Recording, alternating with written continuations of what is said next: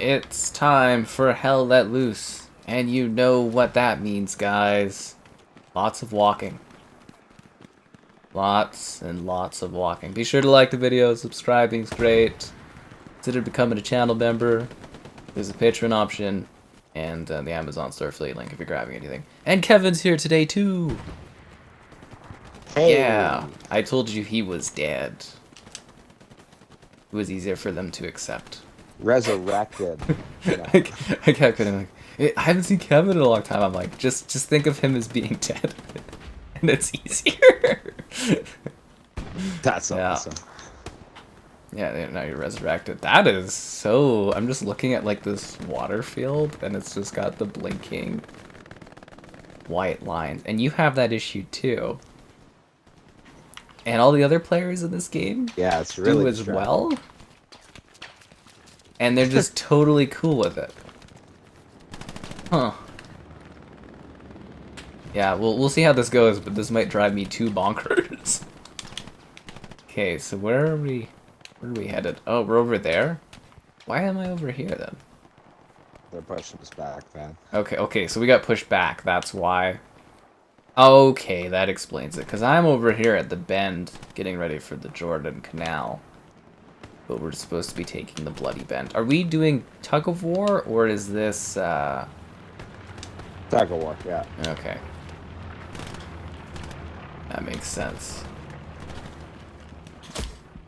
Oh, what the Really? From where? Where did I get shot from? That's this game, it's just like death. Alright, we're all good on this one. What is this? No, I'm trying to let go. Oh god, what was the thing on the top right corner that I just accidentally pressed X on without looking at? Trying to kick some guy. I hope X didn't do anything. Because I'm holding X to like respawn while I'm like looking to make sure everything's going properly on the stream. And that's happening. I was like, oh god. 32 seconds. Oh my god, dude. Dude. Yes, cheers indeed, man. Yeah, it took so long for me to get started. I had to put a second ice sphere into my drink and I spilled it.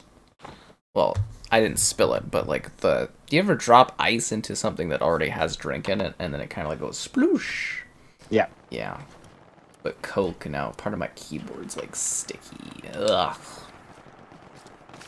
Little splashback never hurt. Yeah, okay. I'll show. You rest your hand on your keyboard and it's just like all freaking squishy. I don't like it. Holy dude. Okay. Captured. What did we capture? No, I'm at the Bloody Bend. We have this captured. They're trying to take the Bloody Bend. Okay. I just gotta reorganize myself and reorient to what's going on here. Oh, did you grab, on Steam, it's free right now, the original Half-Life? No, I did not. You should, and you guys should too. It's a free game to celebrate the 25th anniversary of Half-Life.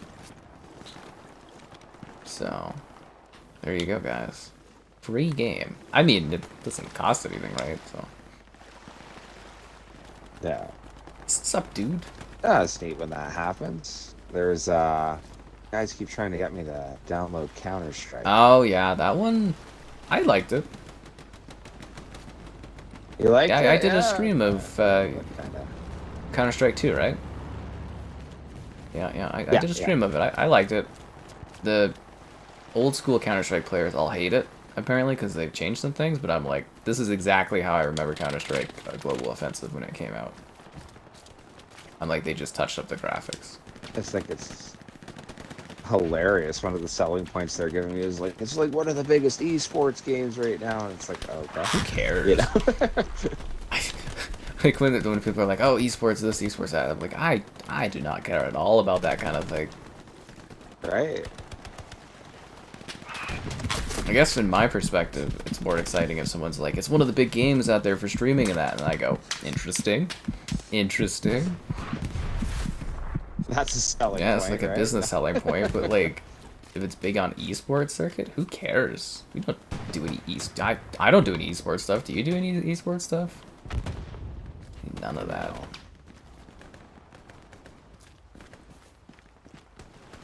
They got it. That guy walking over there. Anyway, guys, here's my hilarious joke. We were gonna do Arma, but I guess Kevin, he had only the trial for Arma. And I'm hoping you guys can hear Kevin, because we haven't done an audio thing together in, like, literally 6 months, so I have no idea if this is set up properly. I have no idea at all. I'm like, I was looking at the settings, I'm like, okay, I've left them all here. Theoretically, they should still work the exact same, so hopefully that's the case. But yeah, Kevin, he only used the trial for Arma. I was like, god damn it, I thought I got him a code. So instead of that walking game, he suggested this walking game. I tried to recommend a different game, Kevin, but I don't think you took the hint when I sent you the GIF. Oh, yeah, I kind of figured after when I was looking at it, Viva Yeah. Pinata. Hey, man.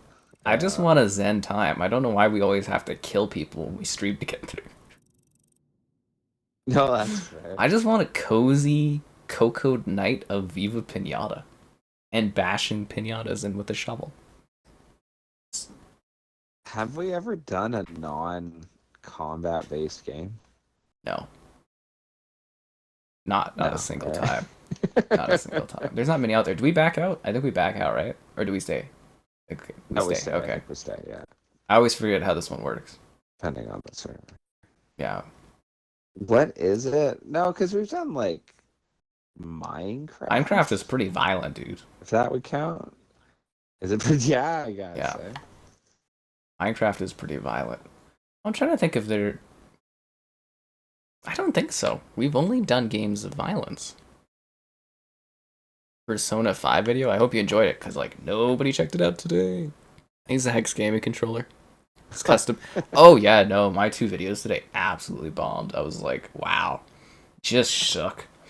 I was like, I thought at least one of these would be popular today, but I'm being really prompted up from my Arma video is doing phenomenally, and my Black Friday Xbox video. So, I don't really care, but I was just like, damn, dude. I don't know how to describe it. Like, honestly, for YouTube, I put stuff out there, I see how it goes, but sometimes I just sit there and I go, really? That works either way. Sometimes I'll be like, oh, nobody's gonna watch this, and then it's hyper popular. And then other times I'll be like, huh, I thought this was gonna be popular. And then it's not. I just go, huh. It's actually hilarious. But Persona is really fun, Persona 5 Tactica. And I was going to see if I could set up an interview with, like, the new lady that they added to it. But, like, I mean, if no one's watching the Persona video, I'm like, well, no one's going to watch the interview if I put it together, so. The Arma video is doing really good, though. That's interesting. Yeah, I mean, it's a big 1.0 update. I think people are curious about it. Shooters do really well on the channel. Do you have a long-ass deploy counter, too? Yeah, it's just the offense. I think they get to we're doing, first. like, it's not tug of war, it's straightaway. Okay, so that gives them a grace period to, like, prep and stuff before we're on their asses. Yeah, so that one, I got Arma Series S I prepared a video of today as well. I was trying to think what else I've been doing. Well, this is, like, a long time since we've talked, so I've got, like, you know, obviously things happen. Yeah, a lot actually. Yeah. I wonder, without giving away the video, because obviously people should go check it out. Was it positive, the Arma? Like people commenting on my thoughts on it this time? Yeah, way better. You know, yeah, because I remember way better. I've been getting such negative comments like from the summer one, because I did one in the summer. I did like an update video on it. And, like, just hostile comments. But actually, pleasantly decent comments on the one from the other day. That's good, because, yeah, I remember even the first video you did, it was nothing but hate. People were pissed. Giving their 2 cents, yeah. Which is, like, you know, I get it. Because that Millicim community is, like, really hardcore. Why is that guy throwing a grenade already? Be careful, one of our teammates threw a grenade, and I doubt it went very far. Oh! I think obviously the biggest notable thing to happen would be probably the deal getting done. Yeah, we can talk about that. You're running in place on my screen. Are you okay? I should be dead now. Okay, I got shot too. I was just standing. You didn't have a gun in your hand, and you were just running in one place. looking at my I was ghost or like, the something. hell? Yeah, I haven't seen that before. But no, the deal did get done. There was, other things have happened. What's up? Hi, folks. Yeah, that was a bit back. I think we probably would have talked about it or done something more. Yeah, we discussed it a bit. I think that's the most notable thing. Oh yeah, no, definitely. But I think we would have maybe done like a chat or something more in depth if we would have seen all the games drop already. But since that's like a next year thing, it's kind of like, whatever. I don't know. Are you excited about it? I guess just what, give your thoughts, Kevin, because people haven't heard what you have to say yet. Oh shucks. Yeah, no, it's very exciting that got done. Video you sent where what was it? The introduction to it had the orcs there. We finally found the hole. That was really cool. Family. Yeah, all that. It's about time. Slaps the outfit down. Oh, there goes Finn Electronic. But yeah, I love that little meme. My thing though is it's like, it's about time, and then they've got Crash going, woo! Yeah. Oh, the StarCraft reference is hilarious because that meme works in a lot of different really things. does. It is kind of about time though. It took forever to get to that point. Like, I actually got old in that time, it feels like. Well, I'd love to see the timeline, or the time lapse of like the initial video you did of like, oh my god, the deal got done, and then like the ups and downs. I didn't think it was gonna go through for a second there. I should have just kept confidence. Sky Captain's excited. Yeah, Sky Captain doesn't believe. Sky Captain's back up again. There was a period there where I was sitting and I was like, this is over, it's gone. And then, yeah, it did happen. What the hell just killed me? Was it the guy in the bush thing? We're not getting like any direction here. Oh, hi, Caleb. Like, no, we're not getting like ground. I want to put up a little tiny thing so people don't whine about me being the leader not doing it. But we've got a garrison right there, so I guess it's kind of pointless to put up a spawn thing. The spawn thing on the outpost, the timer is 20 seconds as opposed to the garrison. Okay, so it is beneficial, but I don't think I can put it very close to the garrison, can I? Yeah, you can move. There's a certain distance where they can't be side by side, but like a foot or two. Okay, because I remember that being a big thing where it's like, there's already one of these here, and I'm being like, oh my god. I just spawned in the middle of the freaking open field, dude. What the hell? What was that all about? Okay. Jesus. Okay, well, there goes that truck. Oh, man. Have you been tracking... Well, first of all, did you go and see the Marvels? No. I have not paid for a Marvel movie since what was it, No Way Home? Okay, let's move through the trenches, guys. But, like, dude, no one wants to watch that movie. Like, it's coming in, like, under Morbius. I've just been tracking it because I honestly can't believe how bad this film is doing. That's fine. Oh, what's it at right now? Like, for box office? Yeah. I actually don't know what the current number is. I know it's like projected to do under 75 million domestically and then like under 200 million globally. But I think it's at like 130, 140 million worldwide, and then domestically I think it's at like 55. Oh, so it hasn't even made its money back. What was it? It was like 200 million. From what I understand, the budget is 270 million. So yeah, it hasn't remotely. No, that was... Is that what, 150 It's burning capital altogether? like a mother. It's gonna be one of the biggest bombs That's ever. really funny. Well, I don't know. There's a lot of things. You know why it's failing. Yeah, there's a lot of things. The characters are really cheesy, like, which is really funny that, what was it, the Captain Marvel movie, the first one? I actually did. It was aggressively okay. I went to watch that one.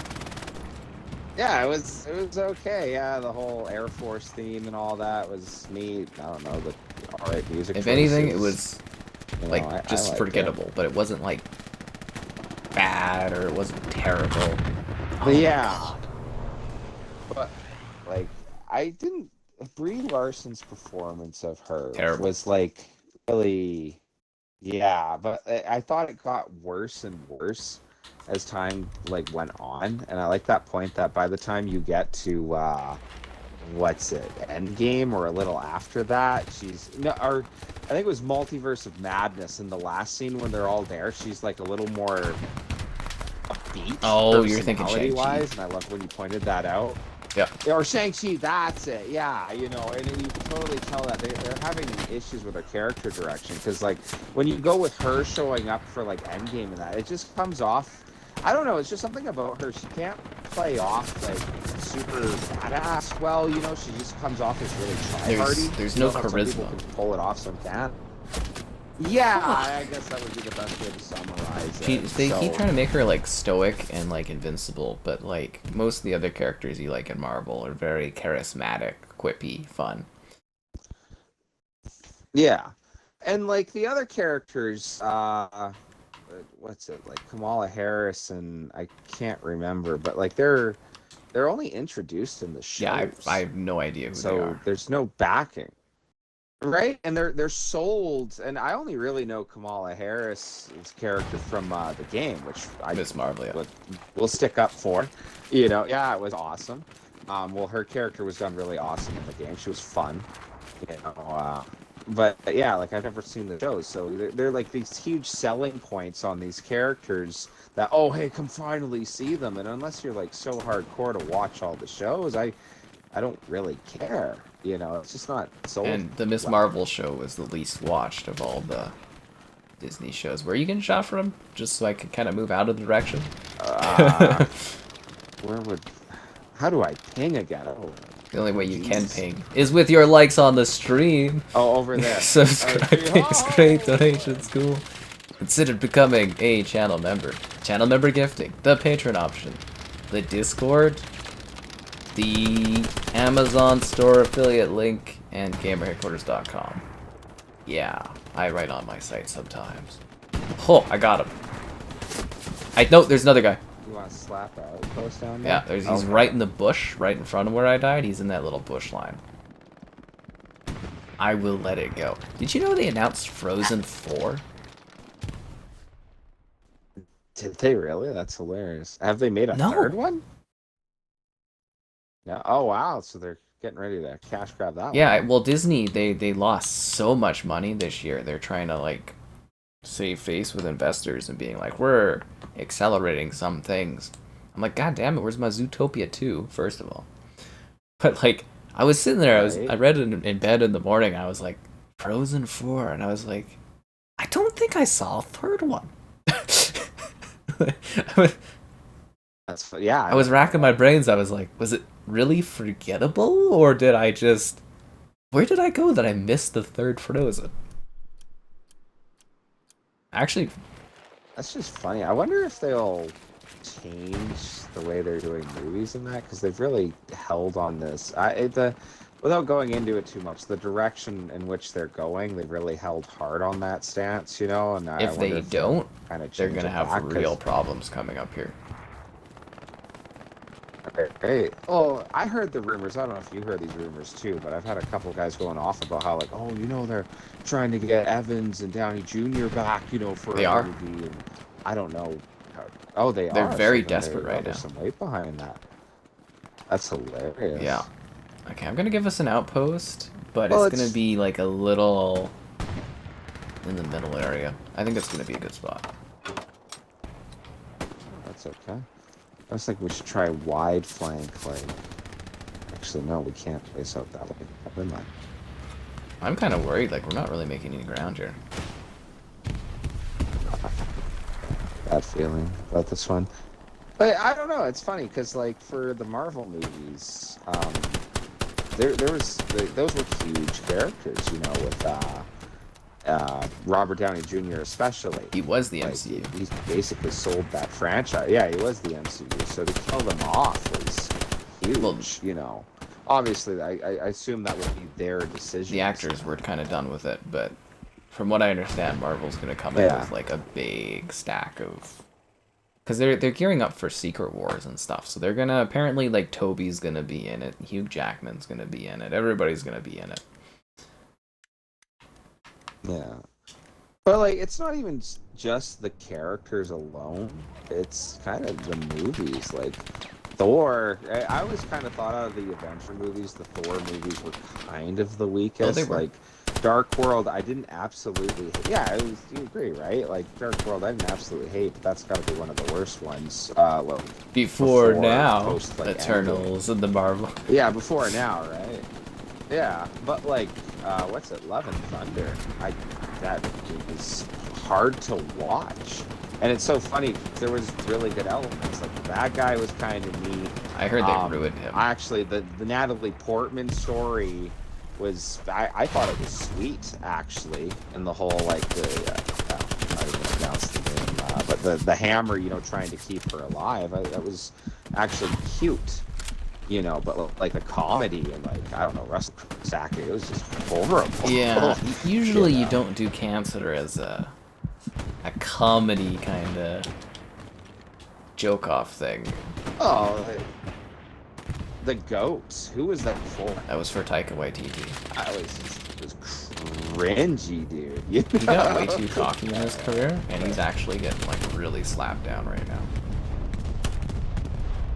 That's funny, but yeah, there's, like, I don't know, things like that in those movies. Where it's like the movies themselves with characters that sold before are just not that great. Mm-hmm. A guest on the stream.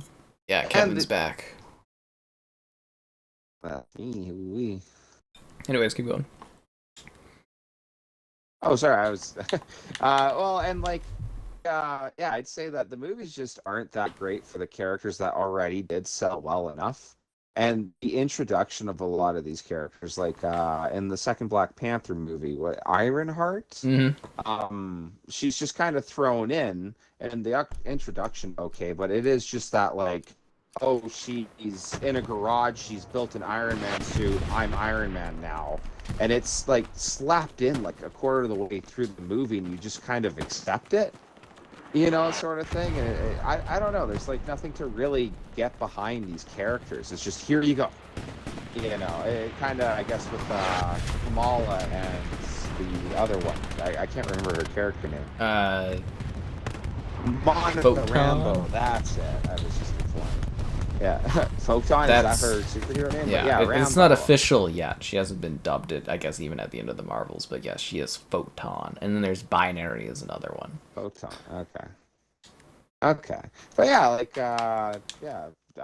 Photon and, Kamala, like, it is. There's nothing behind them. You just hit the ground running. Here you go. Yeah, no interesting build-up. Like, even Iron Man, like, obviously everyone kind of knew more who Iron Man was, but there's the whole...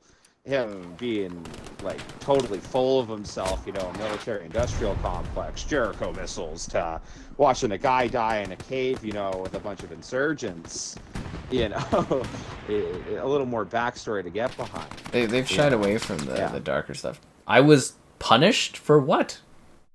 I just spawned. For being too cool. I spawned and got dropped, and then they're like, you're punished. For what? But... yeah. People not liking the stream. A little early on that one, but that's great. Like, to talk about the Marvels, we're gonna have a historically bad box office. It's like this is the biggest drop off for a movie sequel too, because the first one made 1.1 billion, and this one is maybe gonna scratch. Well, I think it's gonna go under 200 million. That's insane, dude. That's the audience, like, rejecting that film every step of the way. Well, and it's funny because if you are to go into demographics, it's a thing in sales, is that, they're not hitting, like, one of the bigger points of the movie is that, like, okay, watch, you know, the females come in, like, you know, kick ass, and that it's not even selling well in that. No, it's either, like, you know, what was right? it? What kind of, yeah. 60 to, was it 75? I don't know, something, 70% of the movie or whatever. Like, I always say the demographic, but was males over 25. Women aren't coming and watching the movie. Yeah, right. So like yeah. So it would show that it's not The target reaching audience. one of the big selling points they're trying to do. Yeah, the target audience and the initial fan base doesn't care. Yeah, basically what you're saying. Nobody is Cares, interested you in that know? movie. Oh crap, there is a guy to your left. Your hard left, I think. He's out of my viewing area. Kind of by that house. Did you die? Yes, it is. Okay, I'm gonna move around that way. Oh, I see it. But, like, yeah, that is a big thing, too. We've been talking about this because, you know, lots of chit-chat, but I'm more and more as I get older, I'm seeing that certain things do well with certain demographics, and it's some of these companies are really trying to sway away from their core demographics, and it's really hurting their movies. Right. Well, that's the thing. If you were to sway away from the core demographic and really try sell it, you think it would be that it's proven to make money, but in these cases, it's going the other way. You know what I Long mean? live Like, DC. I don't know if DC is going to do pretty well. I think James Gunn is really good, but I think the theatrical experience is kind of dying, and I believe his Superman movie is going to bomb when it comes out. I don't think these superhero films are going to recover, aside from, like, the major ones. oh, it's funny because the DC, oh man, I wouldn't even know. The big fans, I was going to say nerds, but I'd be one of them. You know what I mean? Like in a positive way. But like the people who are really into DC, I think are going to see these movies. Like even the last Batman movie, I had really no interest, even though I've heard from everyone it's good.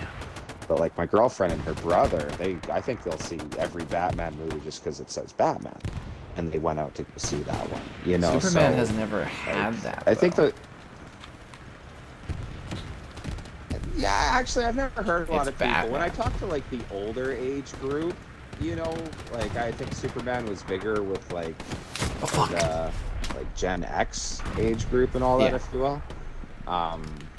Yeah, but yeah, no, you're right. You know, but like, sorry, what I'm getting at is with the people who are really into the DC movies and will go see them just because they're into DC. Like, good for you, but there's always this big desire I see amongst the DC fans of like, oh, they'll hit to where Marvel was, and it's like, well, Marvel can't Where even Marvel hit was. to where Marvel was. Yeah, right. Like I think that it's past, and yeah, it's just not gaining traction unless they come up with some really killer idea. But they'll always be judged, even if they come up with a really awesome story going down the, oh, this is phase 1 of the DC universe. It'll always be in comparison to Marvel now. Like you have to wait a generation for everyone to forget before you tried it again, right? They'll just keep shoving it through over and over again. But I think superheroes are going a little bit of the way of the westerns. But the one funny joke I've been loving online for quite a while now is, you know, Marvel can't even let DC have the biggest bomb. You know, they got to come in with Captain Marvel and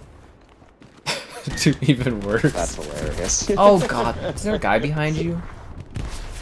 Oh damn it! Yeah. I just put an outpost there. Crap. I thought we were making advancements. Ah, dude, that sucks. I don't know, but if I was at Marvel right now, I bet you, well, Disney actually, I bet you their entire offices are on fire right now because it's like, how do you recover from that? Oh, our outpost is good. Our outpost is good, man. Spawn that before it's gone. Yeah, we're good. Yeah. Because, you know, it's crazy domestically.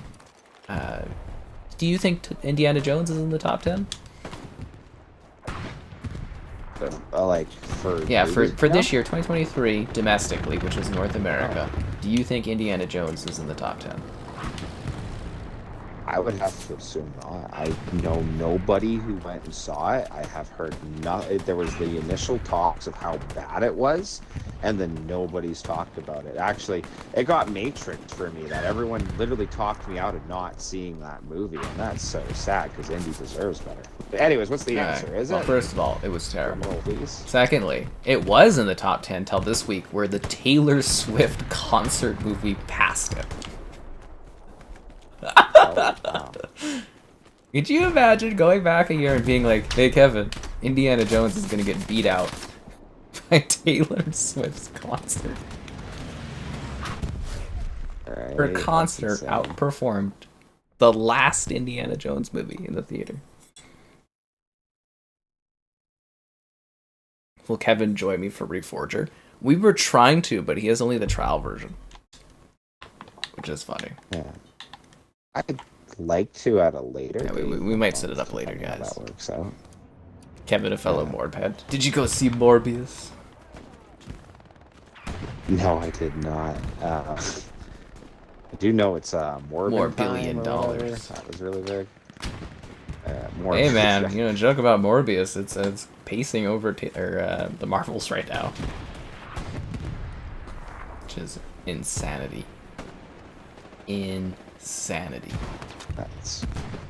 Oh man, did you see that god awful trailer for Madame Web? Oh friggin' hell, man! He was there with my mother in the rainforest before she died. What is it? It's another Spider-Man movie without Spider-Man, but that's an actual like thing she says in the movie. Okay, so they got Dakota Johnson, who can't show any sort of emotion or urgency, being Madame Web, who's now an action hero. They got Sydney Sweeney or something, who's gonna play as Spider-Woman, and then there's two other Spider Ladies. But none of them are like playing as Spider-Women or people yet, because this movie takes place before that, where Madame Web has clairvoyance and has to like apparently prevent a young Peter Parker from getting killed or something. Yeah. That's like... Who's excited for that? Well, Sony wants you to beat that and Craven and stuff next year. I mean, if I was Sony and seeing how bad Captain Marvel's doing, I'd be like looking at it, I'd be like, oh no. Right. It looks like something that was shot for like the CW or something that was shot for like the Hallmark Channel. It looks horrendous. I hope no one watches that movie. I really, really hope that. Oh, heck, did you see, what's it, Secret Invasion? No. I am so done with Marvel. Yeah, I've been watching. I've heard it's terrible. Like, god-awful terrible. I guess it's been way long enough you could mention the big reveal at the end, right? Yeah, I mean, it's however long. We usually give people like a week. Yeah. Well, what's it? Rhodey or something was a Skrull or whatever the for a long time or something, and it was like, oh. Yeah, doesn't that undermine his story with Tony Stark? Well, it's supposed to be after a certain point or something like that. Like, I've heard the ending is ridiculous with the super-powered lady there. Doesn't she take like Hulk serum or something like that? I don't know. I actually. Oh, you never watched it? I just know people like, oh, yeah. I just never went. Oh, did you know that was the ending? And it was like, I haven't even watched Loki. I've heard it's. I good. actually enjoyed the first season. I've heard it's good, but not as good as the first. But yeah, like. But like I said, I have like zero Marvel interest now. There's a guy to the left there. I killed two of them, but there's another guy there. I don't know. I wish I liked Marvel. I used to go to the midnights for everything, but yeah, I was trying to push Disney because they did a screening of it. I was trying to push them to give me safe seats to go watch it. And I'm like, I'm not gonna watch it without safe seats. Behind you. Ah, you did. Oh, it is sad because that's got to be one of my favorite times. You know, honestly. Yeah, it was great, and now like the theater is like hurting so much because of these stupid Marvel movies. It's like destabilized the theatrical experience. Oh god, there's a lot of guys in there. We're not getting those. No, we're not. Want believable stories? I think people just want good movies, and the Marvel movies aren't.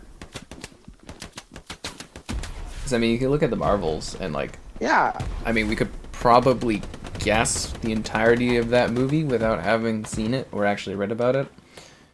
You know, something weird happens. There's a villain. They use their powers together. They beat the villain, and then they tease something else that's happening in the Marvel universe that you're more excited for than the movie you're watching. Well, like that's funny because that's the same thing. It's actually I've seen a couple people joking that it's about time this finally happened because let's face it, the formula that's the same for all the Marvel movies, but they were characters you really enjoyed, and it wasn't so the actors corny. carried. Like, don't get me wrong, there was a lot. Yeah, the actors carried it, and like, yeah, they were likable characters. I think in the end. Even just I don't know, just the way the lines are done, like they went so overboard. I don't know who's doing the comedy for the movies. I can't go on enough, but like that's got to be one of my least favorite parts of the modern Marvel movies. The humor doesn't end at all in those things. There's no like levity to it. Yeah, that's it. Like I enjoyed it's joke after Ragnarok joke after joke. quite a bit. But I hated the one part where it's like Asgard gets destroyed, it's silent, and then Korg can't shut his fucking mouth for 2 seconds. It's like it completely ruined that awe moment where it's like, oh, it's gone. But he's like, well, as long as the foundations are there, and then he's like, well, I guess we'll just, there are no foundations, and blah blah. It's like, shut up, dude. Right? Well, and it was funny because I don't think there was a whole lot of comedy in the first couple of movies. There was the odd jokes here and there, but like it wasn't joke after joke, and then it was kind of, to me, it was light-hearted as you got kind of later in the series for a couple of these jokes, because it was like these characters you've seen do all these things, and then funny little things would happen to them. Yeah, it's a build-up, and then it's just like... Yeah. I don't know, I'd like them to get maybe a darker edge again. Did you hear the one rumor, which I believe after all the events we've been hearing more and more is even more accurate. So, they're working on a Blade movie, right? And it's taken forever, and the lead guy was not happy. He wanted to leave, but now they've got someone else coming in to redo the story. But at one point, the story... And this is alleged, they're saying it's not true and blah, blah, blah, but that Variety article actually seems pretty damn accurate, and they're trading eggs, so I'm pretty sure they are accurate. There was a version of the script where Blade was the 4th main character behind 3 women, and the movie was trying to teach you life goals? How the hell would that have worked? Works, right? Well, that's where... With Blade? How hard is it to do a Blade movie? He goes, ha ha ha, and he kills vampires. that's Blade, right? Well, that's kind of the funny thing, because like there are interesting movies, and like actually the Marvel's done quite a few good female characters. Like, and I guess you could throw out the complaint that none of them were the main character, which. Yeah, I guess, but still, they were good female characters. I think of like Agent Carter. She's played off as a very classy, strong girl, especially in the first Captain America movie. Kind of lost in a man's world, but she's so cool about everything. But it's funny with a lot of the movies now, is they are really pushing female after female. That's where we're talking about the big problem, honestly, is Disney's too scared of giving any of their women leads a romance angle. Actually, that's kind of an interesting point. Yeah. And basically... I don't know. Okay, so in the comics, if you're not familiar with the comics, there was like the all better, or whatever, all different Marvel. And it was a huge failure for them. And that's where they introduced all the characters they're introducing now into the movies, where it was just basically all of the characters but the female versions. So they're trying to push that again, and it's just doing horribly because the overall audience that likes Marvel movies... are males. Over 25. That's your audience. And it's like, they just keep shoving and shoving and shoving these other characters down people's throats, and it's not working anymore. Well, there's other things. Like, I know a couple females, my girlfriend included, that are Marvel fans, and they're not losing it. My mom has watched every single Marvel movie and actually does marathons quite a bit. I'll just sit down whenever I'm hanging out with her, and we'll just watch one randomly. It's actually kind of our thing. And Yeah, it's really nice, and yeah, actually, we went to most of the Marvel movies together as a family. The last movie I got my old man to go to was Endgame.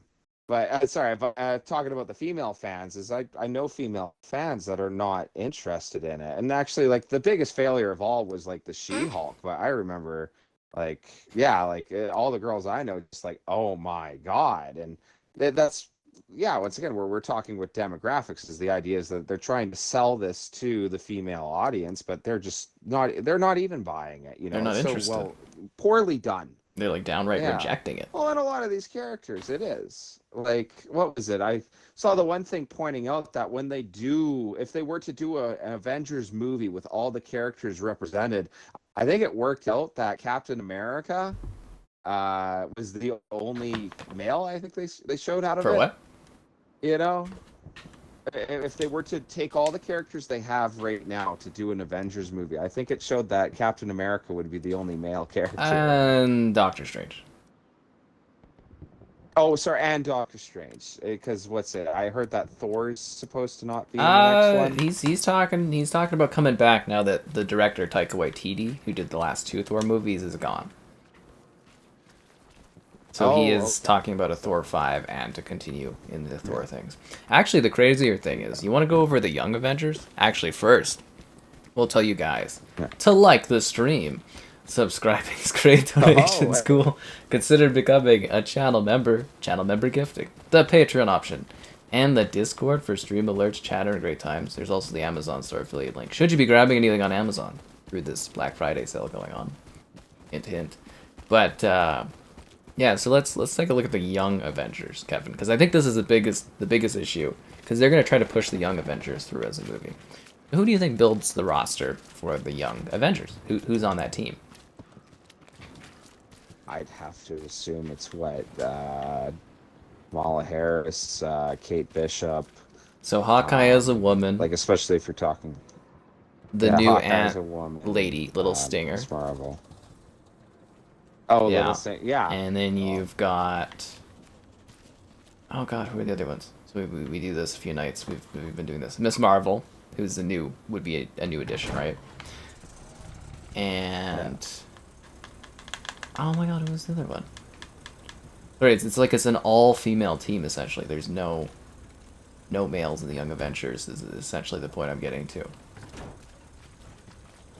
And it's just like female... Oh, yeah, because then they've got... So, Hawkeye as a woman, Miss Marvel, they've got Black Widow 2.0, they've got... No, let me in, let me in. Don't leave me behind. Ah, God. Oh, yeah, Ironheart, who's Iron Man but a woman. And, yeah, that's basically, like, the Young Avengers, and I think that's gonna crash and burn. You know what's really gonna crash and burn? Is the Thunderbolts movie. I don't even know about the Thunderbolts Okay, so that one is, like, Black Widow 2.0 with the dad, who's from Stranger Things, Ghost from Ant-Man, Harrison Ford's guy, who's the whatever dude, and oh god, I'm trying to think of the other ones there. Just like a B-listers team. But I think that one's gonna bomb like crazy. And Captain America 4, did you hear about that one? What's that okay, about? so obviously it's going to continue the events of Falcon and the Winter Soldier, but the Winter Soldier won't be in it. And they've got Harrison Ford as Red Hulk in it. And so it's basically Anthony Mackie, who's not a very charismatic lead. I mean, you could just go watch Altered Carbon Season 2 and it will show you that is the case. But he's going to be leading as Captain America. And apparently the plot for that one, allegedly, is that, and they're reshooting the movie. They're doing 6 months of reshoots, which just basically means they're reshooting the entire movie. But allegedly the plot, and this one I really kind of sketchy, and I don't know 100% for sure on this one, was that Harrison Ford, who's playing General Ross, you know, the guy who was, you know, passed away and they had to replace him. Yeah. So he wants to make a super soldier serum. And so he takes a little bit of blood or he has a little bit of blood from Captain America, but it's incomplete. So he goes to the Hulk, and the Hulk's like, I'm not going to give you my blood to finish this out. And then I guess out of spite, She-Hulk gives her blood to complete the serum just because Hulk said no and she's being spiteful to her cousin or whatever. Just yeah, and that's the plot of that movie, and then he becomes Red Hulk. Oh, it's yeah, right. I don't know. It's weird because like the way they're trying to introduce these female characters is once again really poor. Awkward. Like I keep thinking of Ironheart. Awkward, yeah, awkward and kind of I don't know, cringy. Like with Ironheart, there's nothing to her character. It's just here you go. It's like okay. You know, like there's not even a big build-up, and a lot of these characters are very in your face. You know, like accept me or don't type thing. Yeah, you know, it's just it's not even inviting. It's not inclusive. I mean? Even if you're kind of it's actually to say it's not. It's that would be the right way to put it. It's not inclusive. Either you're for it or God. Yeah. Damn it. Oh, yeah. Sorry, keep going. I don't know how to word it right, but like, it's very poorly done. They're getting too cocky. And none of the characters, they're not very likable at all. No, and that's a major problem. It's like, and I think people are also kind of tired of superhero movies too. Tired of superhero movies. It's not characters everybody fell in love with. It's not the main storyline either. Like that, it was huge. Like the stories were very repetitive, but you knew it was all building up. Yeah, to there's something, no direction. You know, with the. There's no reason. You're watching these movies just and the multiverse thing. It's already kind of old, right? Yeah, it's just let's see the wackiest stuff. It's basically like there's no. Sense of danger or any sense of like consequence because the multiverse is just like, who cares? Yeah, actually, that's Iron Man's dead. We'll just pluck another Iron Man from another place. Well, I think we talked about it way back, but it was the funny thing Rick and Morty put across like very early in this season, especially the one where they tries making the formula for Jessica to like him, and they mess up the whole genome of humanity. Yeah, and they swap universes, and the whole point was that it didn't matter. They just went to another universe where everything was exactly the same, just they happened to die, and there's no meaning to anything. And Morty even says that, in the multiverse, that nobody has a purpose, just live your life, sort of thing. And it's like, well, that affects goes for anything multiverse style. And like you're saying, honestly, tomorrow if Iron Man walked through a portal and hey, I'm back, it would make sense with the multiverse. There's no point to it. It just absolutely ruins everything. The stakes, that's what I'm going for. There's no stakes. Yeah. And it's stuff you're not introduced with before, because I don't know, one of my favorite post-game movies, if not my favorite actually, would be No Way Home. And because I basically fanboyed over Tobey Maguire coming back, that has a huge part to do with it. But it was neat to see these characters not only become canon within the MCU, but their storylines bleed over and actually have some sort of resolution, inclusiveness, and closure. I don't know.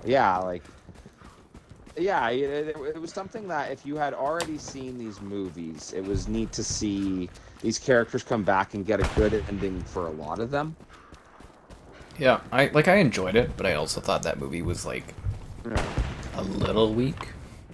The more I put it under the microscope, the more it was a lot of happenstance, a lot of the storytelling wasn't amazing, but it was more of fan servicing. It was total fan service, and honestly, if you didn't grow up watching the other movies, I could see where it would be kind of stupid. But it was total fan service to those who had watched the other ones. But even just the whole what was it, the Sandman thing, where they ended up turning him back, and Parker's go home sort of thing. It was really sweet. You know, it was like a good ending to all of it while including it in the MCU. So I don't know. That was fun because it had already had past tense to it. Where all this other stuff with the multiverse, it's like, it's meaningless. Yeah, just wait till they stuff not the Fantastic Four, the X-Men in there. Well, that's kind of funny because I was kind of looking forward to an X-Men thing, but I was hoping somehow they're gonna do all the older stuff.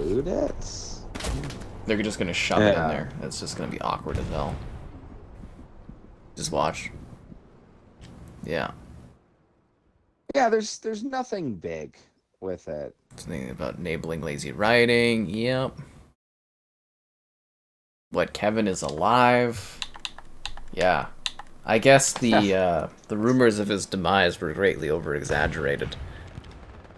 Oh, whoa, I'm getting cursed, There were some zombies out there for Terror of War. Altered Carbon, yeah, I really liked the first season of Altered Carbon. The second one was terrible.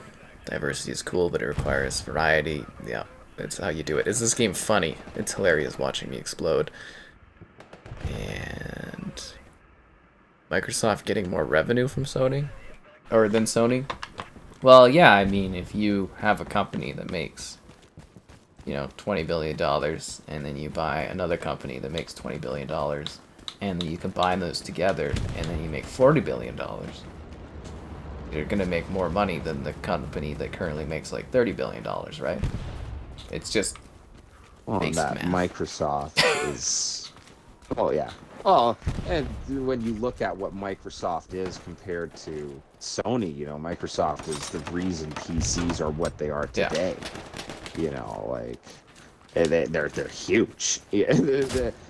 Microsoft is PC first, gaming second, right? And Sony, what do they do? Like TVs? Kinda. Otherwise than Sony gaming? Pictures and gaming is what carries Sony in the modern era. Yeah, which is nothing compared to literally the the driving factor of our modern world. Actually, computers Microsoft is more cloud nowadays. Is where they make all their money. Oh, is it more? Yeah, it's all the cloud servers they run, the Azure cloud. Actually, I believe since this acquisition's done, I believe that gaming should be above Windows for revenue. Which is really neat because we've talked about it before that if gaming gets huge in Microsoft, they have to get more budget, more focus, profit in it. But they still can't sell Xbox, which is right. Well, aren't they? It's selling well enough, is it not? No. They're doing worse than the Xbox One. I thought they were doing better than PlayStation and them. Early on, yeah.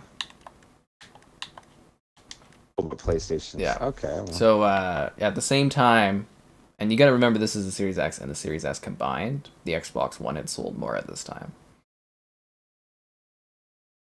Fascinating. Yeah. Wow. Because I remember the hype up for this was huge. And PlayStation's at 46+ million console sales, and Xbox Series X and S are at 22. Actually, sorry, just thinking about the difference from Microsoft and Sony, because if Sony disappeared, it would be huge for job losses, like how many people they employ and all that. But like if Sony was to collapse, it wouldn't be on a global scale. No. Someone would take their place. Yeah, on a global scale, no.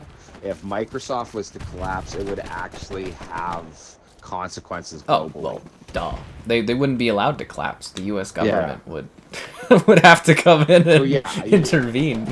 They're one of those companies you call too big to fail. They're like the banks. Like you could something. Yeah, you know what I mean though. That's literally the difference between Sony and Microsoft. I think so many people just see Microsoft as for gaming. Yeah, they're much more important. We'd be having some genuine societal issues if Microsoft was collapsed. Yeah. Right? Or Sony could disappear. Yeah. Yeah. There might be some components issues they make that are important for stuff, but not really. Yeah. They're easily replaceable. Yeah, by another company. Yeah. Yeah, Kevin doesn't know I've turned into a doomer. I am pretty down on the Xbox these days. Oh, are you really? Yeah, I had some. I guess you were kind of gone around that That's all time, but right. I had a lot of issues with them this summer. Yeah, Huh. a lot of it not getting Starfield to review early. They gutted the affiliate program. I sent I sent in an interview and they didn't even send it in to the headquarters people. And then yeah, there was some other issues too, and I'm just kind of like not pleased with Xbox these days. If you're on the ship, you might as well go down with it, though. Huh? They got a really cool looking new Nintendo console coming out next year. Or are you thinking of jumping ship? I or mean, something? yeah. Huh, Yeah. interesting. I mean, come on, like, you know, Nintendo, they did 140, or is it 140 million Nintendo Switches? And Xbox can't sell 22 million consoles, and 75% of their consoles sold are Series S's. It's like, you know. But Nintendo's lame. No, But Nintendo has players. Lots more players. Hell, Tears, you know Zelda Tears of the Kingdom? That's fascinating. They sold more copies of that than Xbox has sold consoles this gen. Oh, sure. And I mean, like, come on, like, PlayStation's beating the snot out of Xbox this gen. It's over 2-1, just like it was last gen. Xbox doesn't want to compete. Yeah, but then nothing's changed in It's that gotten matter, worse. then? You know, like... Technically. Hmm. Yeah. That's so fascinating, because all I remember hearing about everyone was how much more Xbox was selling than PlayStation. Yeah, it was until start, PlayStation started getting components and being able to ship their consoles out, and then from there it's like, yeah. Hmm. It's not looking good. It really isn't. That is interesting. It's not like Xbox is going anywhere, though. You know, I mean, console-wise, it's like, I don't know. Probably not, but like, unless they do something to actually get those consoles out the door, it's like... they've secured their place. Like, Xbox as, like, an ecosystem isn't going anywhere, but as a console, it's kind of like... It's severely underperforming. Like, they've actually had declines in hardware sales year on year. Every quarter. People don't want that Xbox. That's really It's interesting. fascinating. Right? Like, I don't... It's because they don't do a good job with their marketing. I mean, like, they own everything that we cared about growing up, and they still can't sell consoles? That's crazy, dude. Well, the big sale hasn't, like, well, it's gone through, but, like, it hasn't been No, that'll take implemented, years. you know? Honestly, like, it'll probably take, like, 5 years. Maybe that sells huge, you know, like, in the long Well, it's more run. about money. It's more of a Microsoft thing than it is an Xbox benefit. Oh, God. When does this take place? Actually, I think it has a date, doesn't it?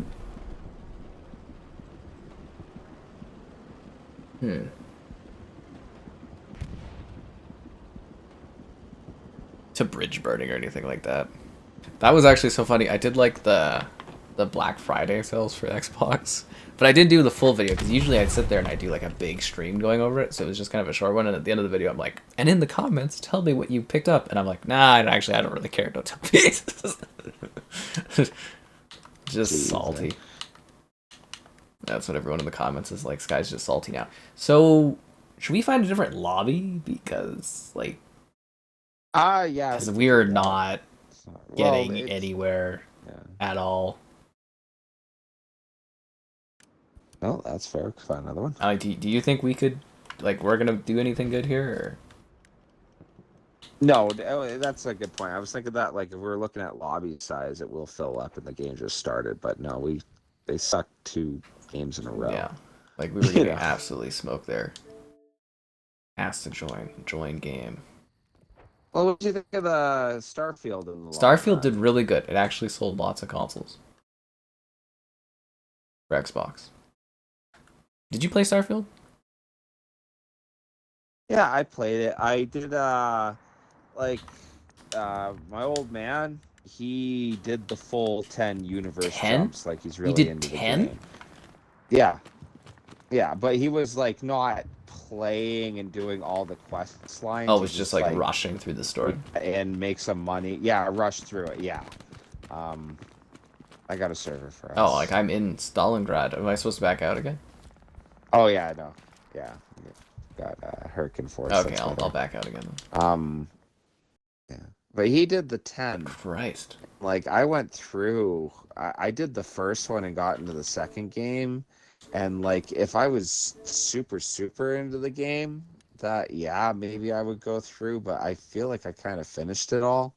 And I wasn't the main storyline was neat, but they didn't really sell me with the rest of the Oh, the world. exploration stuff? Yeah, like well, the exploration's kind of neat and like how almost endless it can be, Armory? but like I don't know, the whole the way the Free Star and like the United Oh, are we Colonies not allowed and to make another infantry Crimson unit? Fleet and all that. Yeah, you should It be able just tells to. me to make armor. Oh, no, now I can switch over. Okay. That's weird. Interesting, so you didn't like the exploration stuff. I didn't think the storyline was that neat other than the main Oh, okay. story. Did you do the weird side quests where you run into like the old ancient, like historical people? No, I didn't actually. Oh. Not that I'm aware of. Did you do any of like the quest lines for any of the factions? Yeah, well, I went and did the Free Star Collective first one because I was actually gonna go do the United Colony. Like, kept on seeing everyone make the Firefly references, and you see like I don't know, there's a lot of things. Like the one thing where they were gonna make me go do the Crimson Fleet, which is a good way to get into that story. But what was it? I had like a $5 fine or something silly, That and they're was like, me "All right, too. we're forcing you." I was Yeah, that was pissed. right. And they were like, all right, we're forcing you to do this. Yeah, I was pissed too. I was It was doing like, other what? stuff. Like, it wasn't even an option.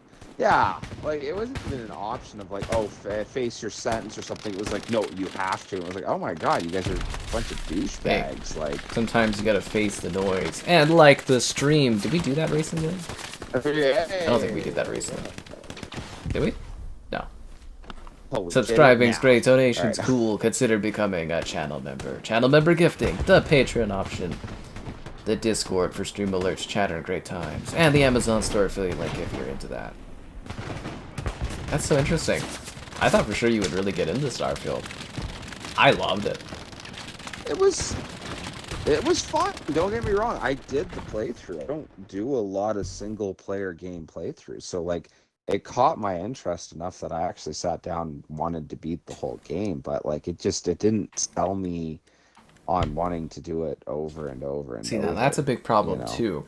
And Is that apparently that game hasn't had legs like Skyrim and stuff has. Because I finished it, and I played a ton of that game. Like, I've never played so much of a game so fast. If that makes sense. Like, I did 11 streams of it over 10 days. yeah. And they were, like, long streams, and I was going through it, and I was having a blast. But then I haven't touched it since. Because I feel like I've done everything. But, like, my recommendation to you was to do the thing once. And then play, because that's what I did. Is I did it once, and then I just decided not to do it again. No, and that's the funny thing. And no, it was a brilliant recommendation that you did, and you didn't give it away or anything either. Like you did it perfectly. And I was always kind of, all right, then I am going to finish the game and not get too into it. And you're right to do so, because once you beat it, you jump universes and that's where almost it felt kind of cheap, was that like I didn't ever really, after I kind of figured that out, it was kind of pieced together. It makes sense as you start playing it. Before I ended up beating it. Yeah. Yeah, right, and that you get that heads up, and it was like, okay, and that's where it was like, well, then I never really wanted to get into it, and I like the whole excuse of like it's supposed to be new game plus, Being without, New Game like, Plus. doing the same thing over. But I always liked making different characters in other Trying different games, scenarios, different like paths. Yeah, it's like with your own character. It never felt like doing New Game Plus. It was just the same game because I knew I was jumping Mhm. universes. It defeats some of your You know, excitement. but, Because what's the point? yeah, to it. Yeah. And actually, yeah, another multiverse kind of what's the point of things, but it was well done, and even the writing for that end part, like hats off to that like person. Like I don't know, when you're talking to yourself and Oh, that was cool. what was it? You like oh, it was so cool. Just the whole conversation you have. I was sitting there asking all the questions as I thought I would, and like, am I dead? And it's like, it's when you reply that, it's easy for the human mind to think that, but no, it's more like you're waking up, like you are energy, you can't be destroyed. I'm sitting there with my jaw dropped, like that's so cool, like It was, there was a lot of, like, neat it was concepts well to it. written. But I do think from, like, a Yeah. gameplay perspective, doing that kind of cheapens your gameplay experience. Yes. Because I, like, as soon as I was reading a little bit about it, I completely shifted gears to, like, blitz through the story to have fun on the second play, but I think that did kind of cheapen things. But none of the side quests I was doing was super memorable. Like, even when I did the Freestar Collective, it was fun, and getting, what was it, the Starhawk or whatever, that's a really The cool pirate ship. one is actually fun. Yeah, the pirate, I didn't end up doing that, but I watched my dad play it, and he told me all about it, and that one looked really cool, too, but there was nothing super memorable. Like, I always bring it up, and I probably will till I die. The Dark Brotherhood storyline in Oblivion, and that literally how you're assassinating people, and it goes so creepy, serial killer, and the plot of who's doing this, and then you find the guy who's getting revenge on it and all that. That was such a cool side story, and I'll always remember that. And then there's other things like with the factions that I never got sold on any of the factions. They did do too much of like, oh, they're both bad guys, and it was like, okay, well then there's no one I want to get behind. I looked at them as more just like side stories you were doing, but I think you missed out on not doing the historical figures one, because that's not, it's like a side quest, but it's not like a faction quest.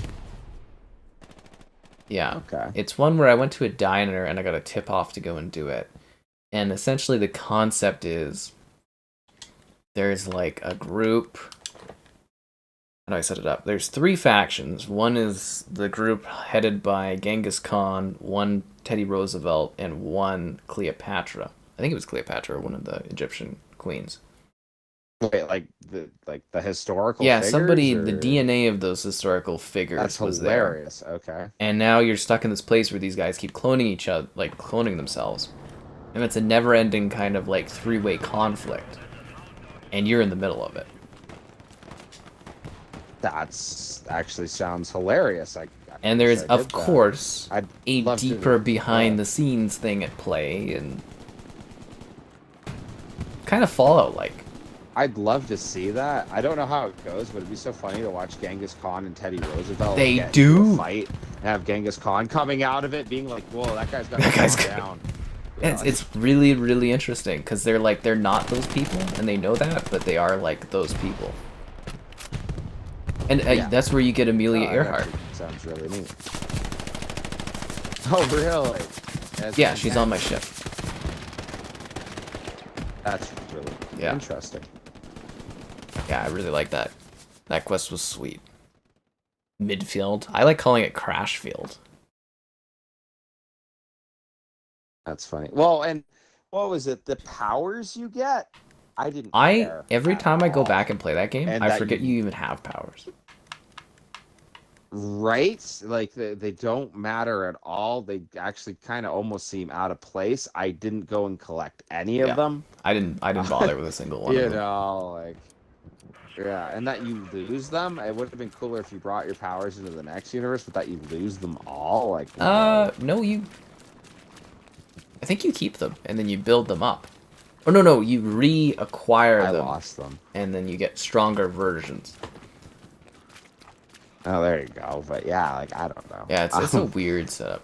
And there wasn't wasn't enough difference between a lot of the universes that I was seeing or whatever. There was the coolest one where the old man was telling me that he went to one universe where everybody's dead and you find yourself. And he's like, yeah, I killed them all or whatever. And he took the voice option of like, oh, great, a psychopath, psychotic me. And he replied to him that, oh, no, I've been a saint in lots of other universes. It just thought of me. That was, yeah. I thought that was the neatest difference out of them all. But then seeing all the other differences, it was literally just that this person's here, that person's there. At least from what I saw, it was like, oh, well, that wasn't... Yeah. There was only the one that was like, oh, that's cool. I think that actually kind of damaged that game to a degree, too. Because I was really choked when they killed my romance lady. Was it Sarah? Yeah, I was hanging out with Sarah, too. And they kill her. Right? And I was pissed, because you can't do anything. You get to pick who dies, right? Kinda, but not really. She always dies. I believe it takes... I think you can change it slightly, but I believe she always dies. Yeah, there was, the way I understand it, and I might be wrong on it, obviously, but that it goes off of the two companions you hang out with the most. And I hung out with Sarah and Barrett, and then that one will die in that situation. That's where they make the decision split. Yeah, well, you get the decision split to go defend the eye or stay behind and defend the lodge. And I believe it's the character you hang out with the most goes to the eye. And that's where, yeah, well, if you go defend the eye, they live. And when you come back, the one you hung out with the second most dies. So you get to choose whether you go, who you decide to go save. So like that you chose whether Sarah went to the eye or the lodge, you decided to defend the other place so they died. I thought she still ends up dying later regardless.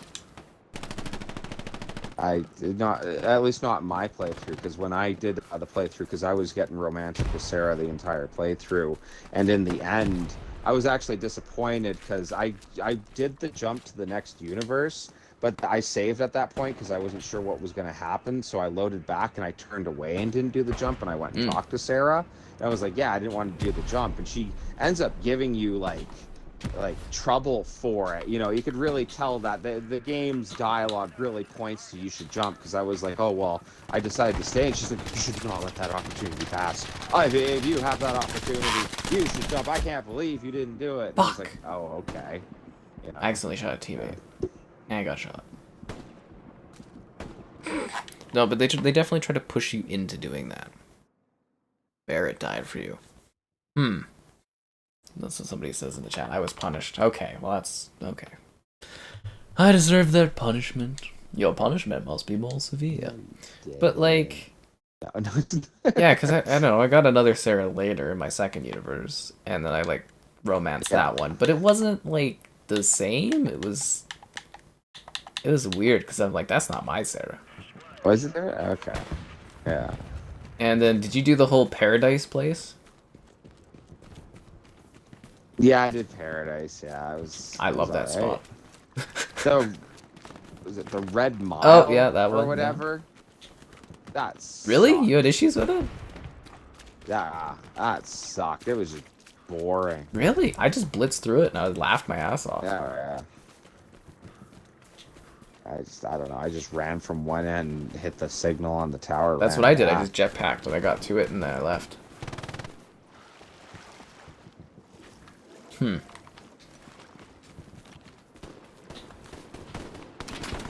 But yeah, I actually, because the one thing or whatever, there was one gal I was talking to that played the game, and she was talking about how, what was it? Her big companion she was with was that Cohen guy the whole time, and that she ended up making the decision to save, I think it's Cohen, the cowboy dude.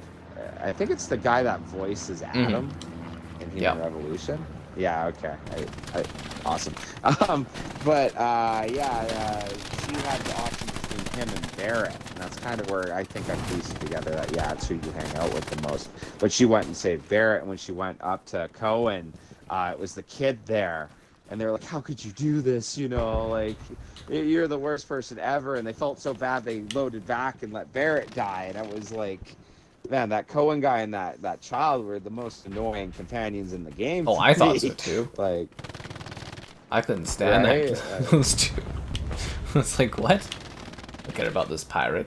Or not this pirate, sorry, this cowboy. I was like, who gives a damn about this? Nobody defends on console. A Starfield spoiler stream? I mean, not necessarily, but I mean, Starfield did come out quite a while ago, didn't it?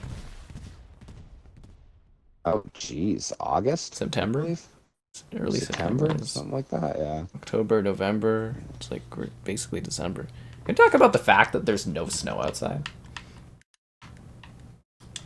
Yeah, kind of wonderful, actually. I like that. It's weird. It is wild, though. We've had, what, 2 Yeah, but the snow hasn't even, yeah. like, stuck around. It's just gone. No, it just melts. It was actually warm today. Yeah, it was like 15 degrees. It's crazy. Well, I don't ever know if people in the chat like realize when I'm like, oh, it's ridiculous how it is out here, but getting somebody else to like agree with me in the sense that like it's weird. Like, no, it's very weird. I remember when we were kids, it would snow and it would stay snow. You would hope it didn't snow around Halloween, because then you wouldn't have to have a jacket bitter costume.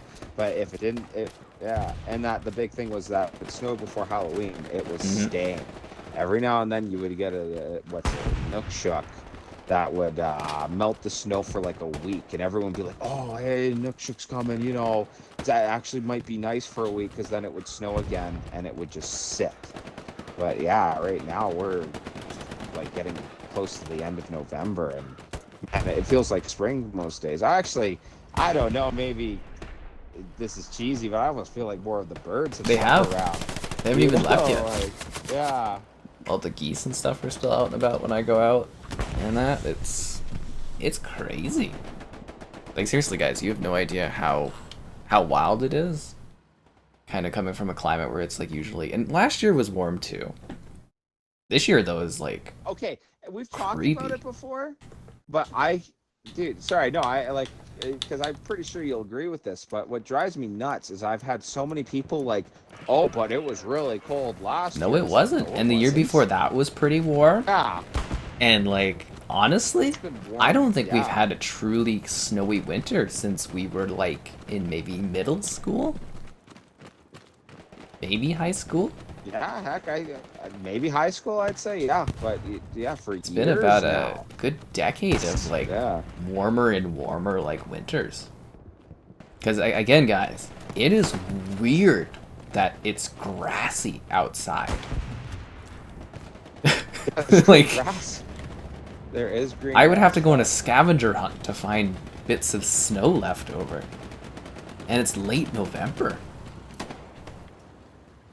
It's weird.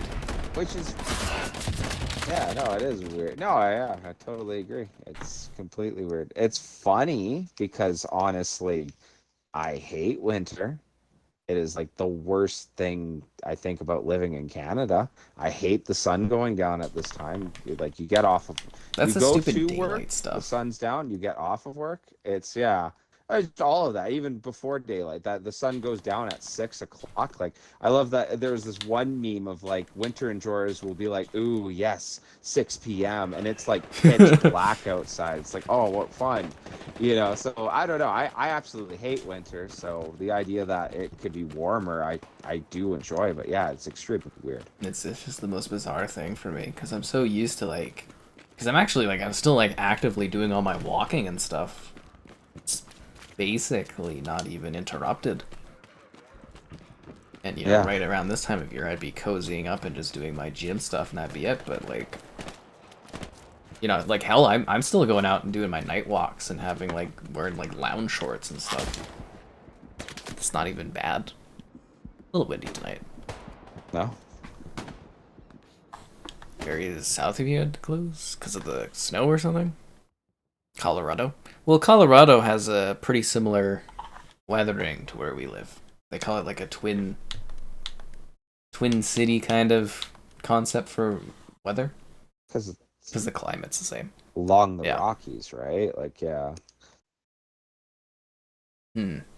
That's the kind of feeling I get, all fuzzy inside.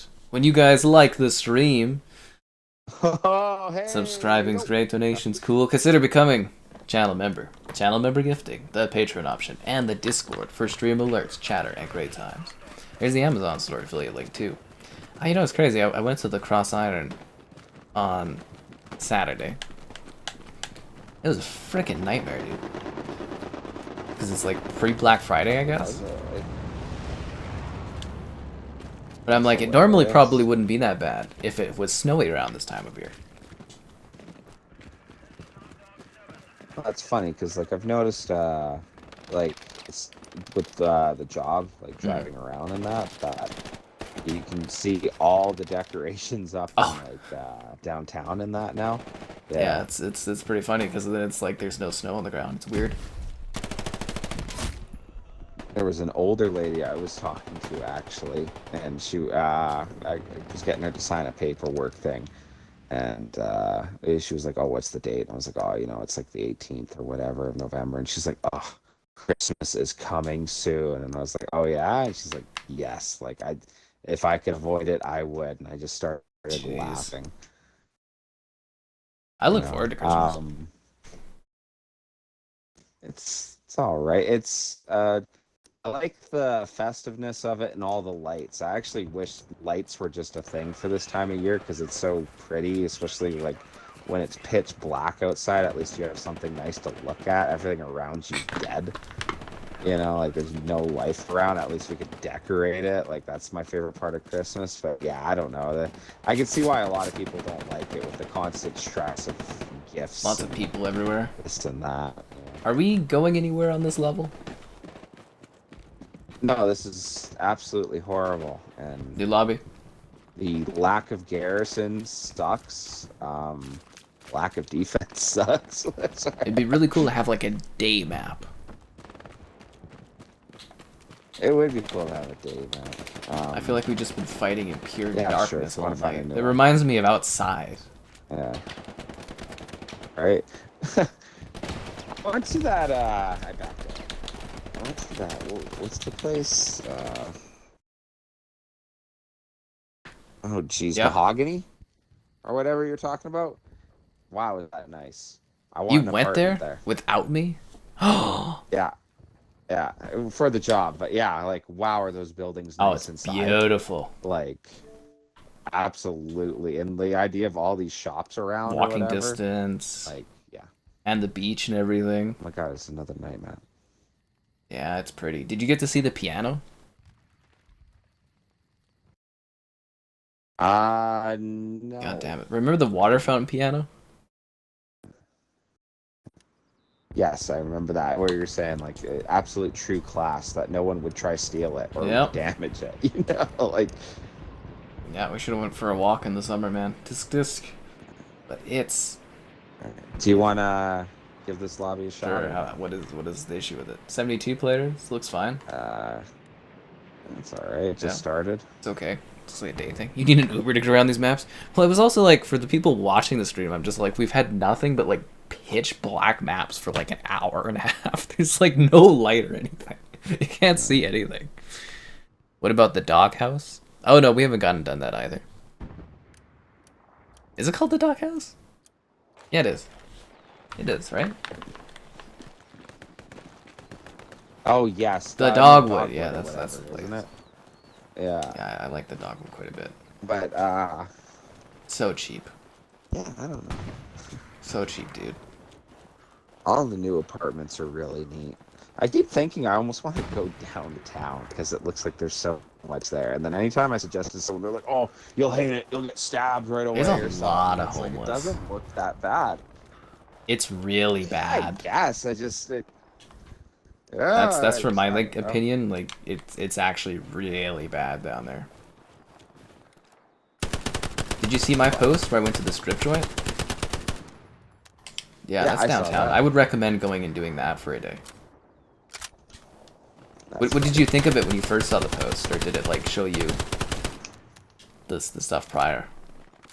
I thought it was fun. Okay, good. That's fine.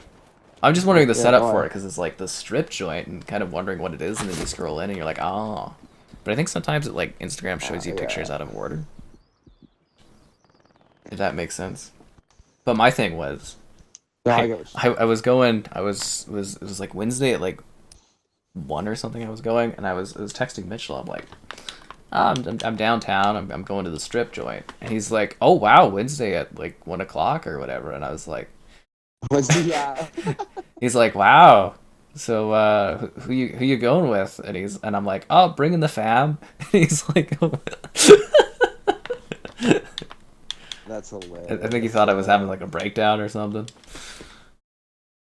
Yeah, going to the strip joint. It's a funny title, but it's actually really good. Because it was $15 for those chicken strips. There's 6 or something. Yeah. Huge. It was really good. Yeah.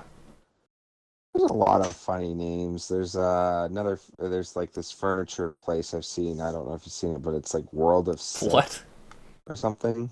World of Sit. Yeah, it's a furniture spot. Yeah, World of Sit. Yeah. No, I have never heard of that. World of Sit. For me, the novelty of saying like went to the strip joint is just freaking hilarious. Because people in the chat were like, I think some of them were a little confused by it. Because I was like, oh yeah, I took photos and everything. They're like, you're not supposed to take photos there. I was like, no, it's encouraged. Yeah, right. It was really tender. Got pictures with everybody. Oh god, it kills me. Anyways, to go back to the cross iron thing, I was going to try to find an ugly Christmas sweater because I got the alpaca photos next weekend, and it was packed, so goddamn packed. So I never go on the weekend to the mall because it's a crazy thing. But yeah, it's strangely hard to find ugly Christmas sweaters. Yeah, really? I don't know why. I think that'd be like pretty in right now, right? But yeah. Ow. Okay, I'm gonna give this an outpost. God, dude, I'm like just getting stabbed up here. Does this game have proper snow deformation? That is a very good question. I don't think it does it? It's not like enlisted. Nah, there's no snow deformation. Not that I've noticed. None at all. It's a really good. Remember we were playing enlisted and we were like lying down in the snow and the snow's like getting all like broken up and I was like, oh my god. Yeah, this game doesn't have that. All those Gaijin games, they got it really good for War Thunder too. I guess they would have just transferred that over, right? Like, snow coming down. Oh, you like the mood of Christmas? So do I. What's Kevin's rating for Starfield? 10 out of 10? Oh, 7 out of 10. I think he said 10 out of 10. I was like, that's interesting. Considering what you were just saying about the game.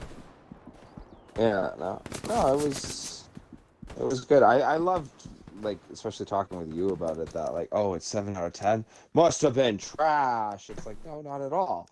Like 10 out of 10 means it's an absolute masterpiece, will be remembered in gaming for years to come. If you didn't like it, you're wrong. 9 is just under that.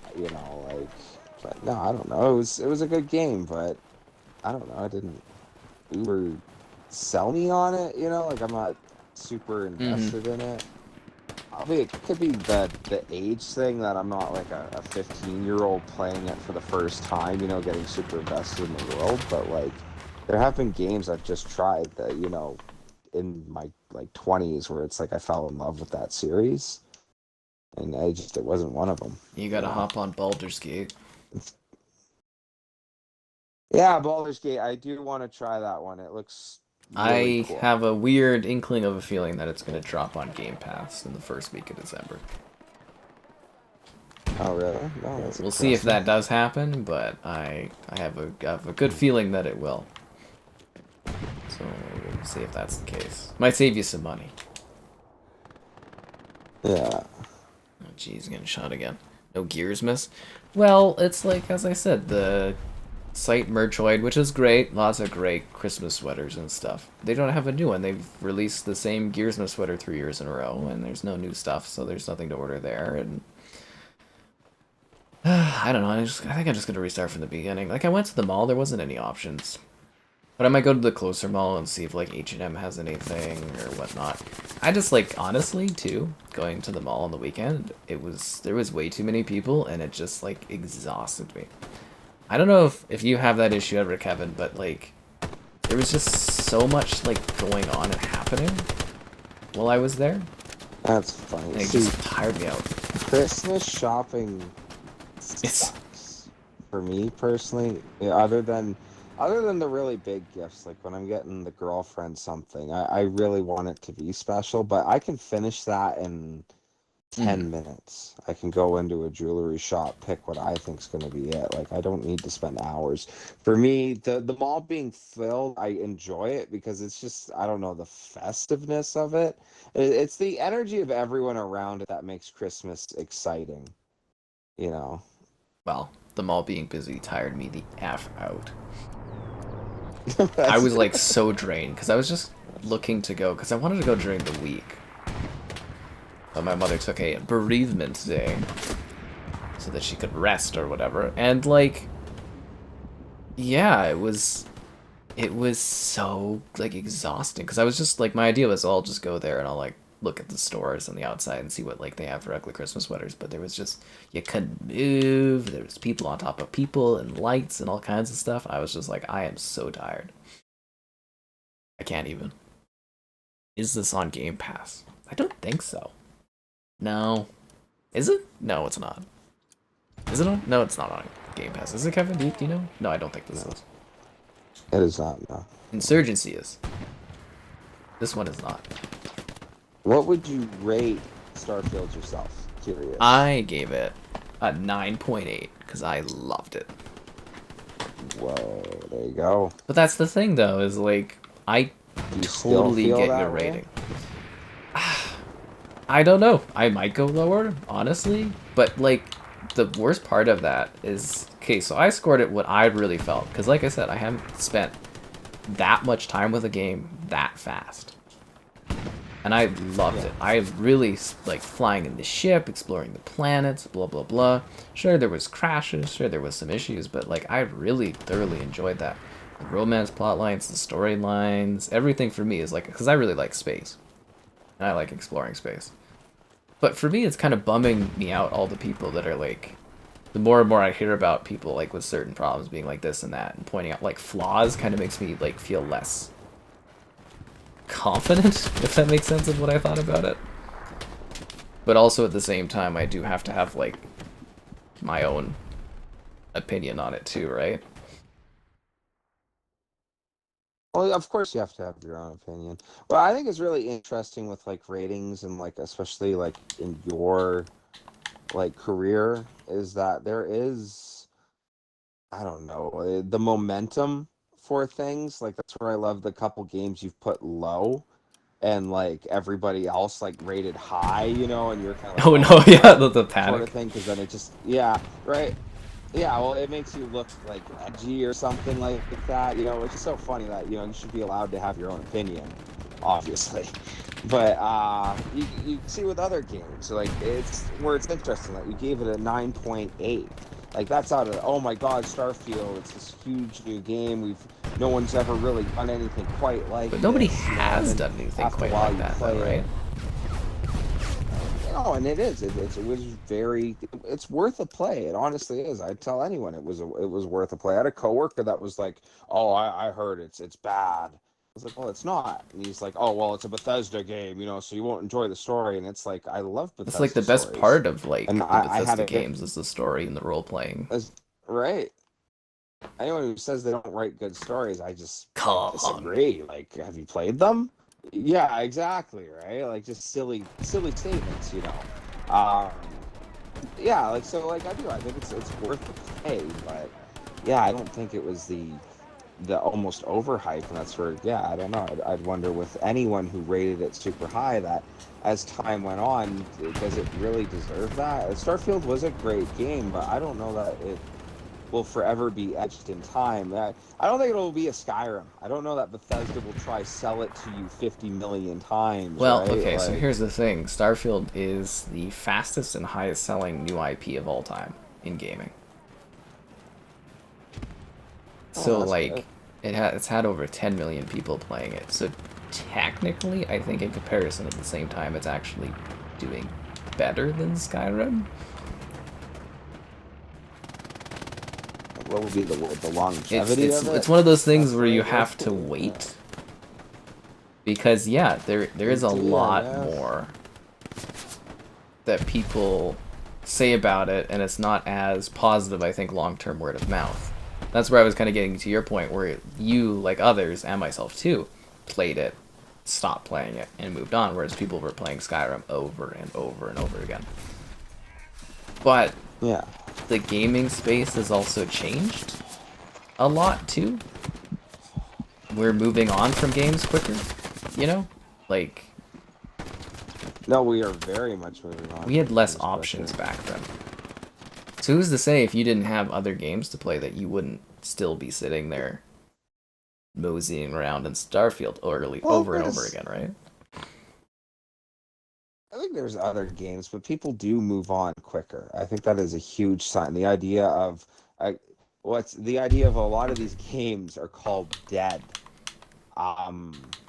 If they're The not number one like game. in constant development. Yeah, if they're not the number one, I think that is the funniest thing. That's where I really hate the term dead game. To me, a dead game is what Halo Reach on 360. That you cannot play that. Or if you were to, if I was to say a game that people still play but is gone, like World at War, I would say is dead. The idea that you can hop on, or I keep saying that idea, but that you can hop on, and there's like 700 people. Yeah, there's nothing. You're not going to find a lot of lobbies for any of the game modes you'd really want to play. Yeah, I'd put time of death on that game. It's like, yeah, nothing. You're not going to go on and really play that. But for so many other shooters and stuff like that, you got all these people still in the thousands getting on, which, yeah, is really small in comparison to what, like Overwatch with like 500,000 or Fortnite, if that's the better game. Fortnite is huge right now because they did an OG flashback thing. It's doing a lot of nostalgia with people. Yeah, right. And that's actually hilarious nostalgia. I wouldn't feel nostalgic to Fortnite at all. It shows that age group. Well, I mean, it's 5 years old now. Some of those people were teenagers. Now they're adults. It makes sense. Like, for me, none. But, like, I get it. No, yeah. Exactly, right? But, yeah, so for a game that has, 5,000 players on at any given time, 3,000, I wouldn't necessarily call that dead. It's still playing, and even if it's got slight development, but if it's not the top game, a lot of people will just hate it. And I guess I would finish my rant off with, I always compare it to Modern Warfare. That we played those Modern Warfares, a couple new maps would come out half a year later. And you'd barely or touch something them like you're on to something. Exactly. There were people that you wouldn't play them just because you were the one guy that had it out of the friend group. You know what I mean? And we would play that game constantly until the next game came out. And that's changed now. We have so many freaking options. Especially with Game Pass and that, too. The Game Pass advertisement. I was trying to find how many hours I put into Starfield. Because I wanted to give context, too, that I think I put in, 30 or 40 hours in, a week. Or, 11 days, or 10 days. Which is kind of crazy for me. That is a lot of time. Doesn't matter. Baldur's Gate's gonna sweep the Game Awards, yo. Pretty easily. I don't think there's any competition. Pretty easily? That's hilarious. But there was a lot of good games that came out. It's funny, I still haven't even played that Harry Potter one, and I still want to check that out. I think Mitchell just started playing that. I do want to check it out. There's a lot of games. There was the one thing that was saying that, did you know Hogwarts Legacy has lost 95% of its Steam count players? There's all these people commenting Single that, player. well, it's a single player game. Yeah, not everyone's hopping on competitively to play Hogwarts Legacy, but there's that. Starfield, Baldur's Gate, a couple others not coming to mind. Did you finish Diablo? Yeah, Diablo's another great one, actually. Yeah, and finished Diablo. Apparently I got that for your gal to play. Actually, no, you absolutely got that for my gal to play. Like, she spent hours and hours. Like, I could tell when she was finally done with the game because she went back to Assassin's Creed. Okay, it's time to play Creed. I heard Creed 4 might be getting remade or remastered soon. And did I tell you about Oblivion? Yeah. What's up with the... Oh, what's it? It's getting remastered, next year, remake or remaster. Same with Fallout 3. That's awesome. Fallout 3, the one thing Fallout 3 needs the most is really? ADSing. That's what kills me. I think it needs sprint. I absolutely hate that you can't aim down sights. Actually, sprint, because sprint is in New Vegas, isn't it? Those games both need sprint. No, okay. No, there is none sprinting. I can't remember. Yeah, you just walk. Sprinting, I could take it or leave it. Well, sorry, you hop. Well, I always love. I love that joke we made that if you were to mention sprinting back in the 360 era, I'd be like, "What do you mean? You're already running, aren't you?" Go back to Morrowind. Like, go back to Morrowind. Yeah. Well, I cannot wait for the day that you get to play on my Morrowind character, because it is without mods. It is without doing potions over and over. It's all stuff you can find in the game. But I rip across the map. What was it? When I have everything on, and it is one of the features, but I turn into the werewolf, I can clear the map in like a minute. One day, guys, we will stream Morrowind. Someday. I just want to see your reaction. She's just be like, my god. Because when I play that game, it's just awkward hopping. It's like, and it's so slow. Well, that's where you have to hop, and I always say to anyone trying the game that, take the steed. Just for that, the 25% increase or 15, whatever to your running, like it's necessary if you're trying the game the first time. You won't know where to go. I'd say the most essential thing is getting the wizard robes right off the bat. Yeah, there's a whole bunch or whatever. That one suggestion even when we did the video where I was talking like jump everywhere. Build up the jump. Because if you're not doing anything. Yeah, if you're not doing anything anyways, you're sitting there hitting the left trigger just to jump the whole time, and then, halfway through your play, you basically jump like 25 feet every time. Gotta build up those jump stats. Yeah, that'll speed you along anyways. Streaming. But for like a Fallout 3 remake, I think that'd be really cool. Oblivion. I always wished Oblivion got the replay over and over that Skyrim did. I mean, it's gotta be. I think that's kinda up there if they are actually, because we don't know if it's a remake yet. It kind of, so what happened was there's this guy. Oh my fucking god! What the hell killed me? There was a guy who quit his company. He was a disgruntled employee, and he leaked it. He's like, it was being remastered when I left, but there was talks about it being remade, which would make it take longer to make. And then the Microsoft internal documents from the court case, Microsoft leaked those themselves, hilariously. And yeah, they confirmed it, that it is actually listed as remaster/remake. So we don't even know yet what it's going to be. We know Fallout 3 is a remaster. We know that. The funnier thing is they don't list New Vegas, which is going to piss off so many people. Because New Vegas is the one everybody wants, right? Yeah, well, that is probably the biggest Fallout. But Fallout 3 is still a really it's a classic. It's a really good game, and it's just funny because I'm sitting there and be like, oh, people are gonna be pissed, just like I am when I don't get enough likes on the stream. Subscribing's great, donations cool. Walk with us and hell let loose. Consider becoming a channel member. Channel member gifting, the Patreon option, and the Discord, and the Amazon store affiliate link if you're into that. God, there's a lot of stuff. I just like this game, man. The Coda remake? Oh, yeah. I don't know if I told you that. That's dead. The Knights of the Old Republic remake. I didn't know that was dead. That's so sad. It's dead. That sucks. Even when they did the advertisement for it, you know, and Revan walks out, it was like, no way, you know. It was freaky that, what was it, the head project manager or whatever the title would be, had an older statement the saying writer. that they always thought the Knights of the Old Republic, the Knights of the Old Republic had the weakest storyline out of all the Star Wars stories, and I was like, oh my god, get them away from that project, because Knights of the Old Republic is like half the lore I based off that universe. But anyways, you know? it's dead. Which might be for the best, because it sucks. never sounded like anything good was going on with that one. I don't know, maybe I don't know. Sony... I just wanted them to make the game just updated, but like literally scene for scene. That would be nice, but yeah, like Sony and LucasArts went into one meeting and literally, like, I guess just left. Like, they were really not happy with it. And then another studio was supposed to take over, and then Embracer's having all these money issues because they did a handshake deal with the Saudis, and the Saudis didn't come through. So now that company's gutting their stuff, which sucks, but... Kinda hoping Xbox buys them. Oh, that's dead in the water. Huh.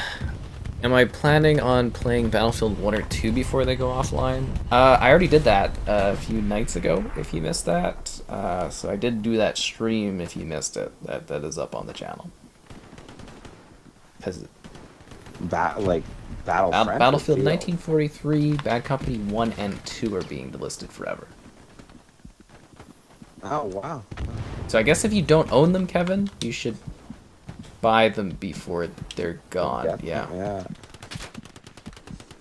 That was funny when what was it? Battlefield 5 was coming out. I went and played a little 43. Oh, again. Well, 43 is going to be gone because the servers are going to be off. But 1 and 2 you can still enjoy the single player of if you own it down the road. Because I don't think you can get 1 on PC. I think you can get 2 on PC, but I don't think you can get 1. But yeah, they're totally gutting them. Which sucks. But yeah, if you missed that stream, I did do it.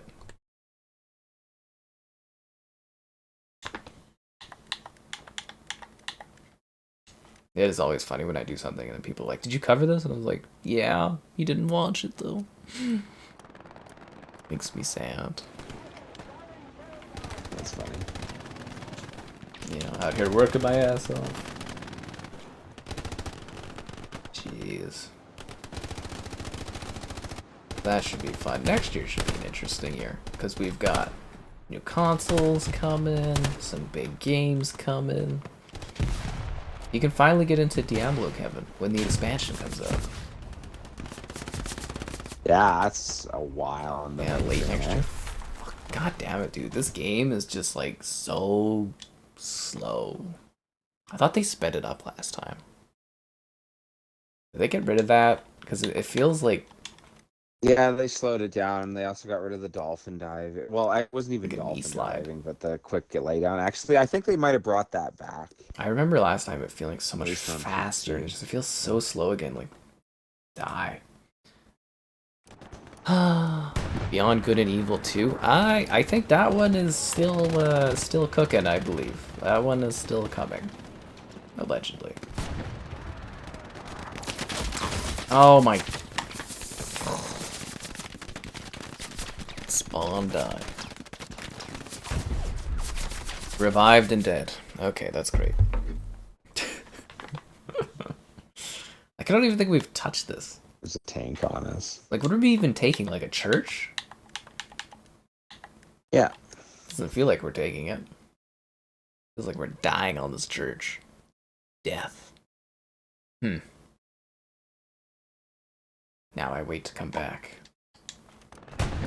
Oh, whoa. Where are you spawning me, game? Both are armor squads. Where are you deploying me?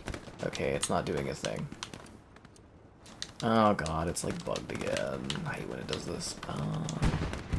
This unit is full. I don't want to join another... Okay, there we go, I'm back. Now where am I?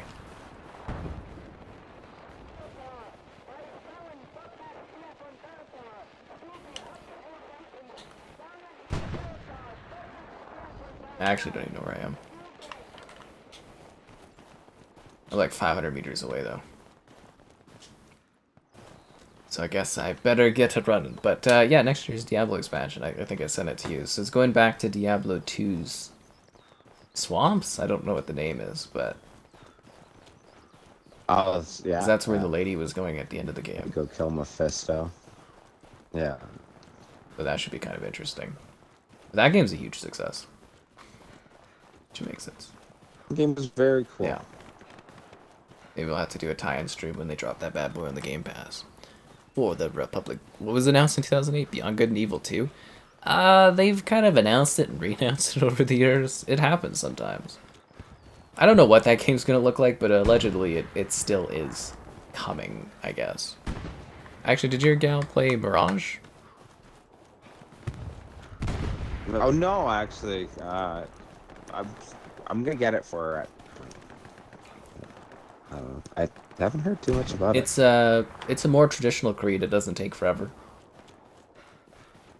Oh, The really? story isn't like the best, but it is like so refreshing to be in like a city Creed that's not like, you know, an endless wasteland. Next year should be cool. Yeah. Next year's Japan is the Creed.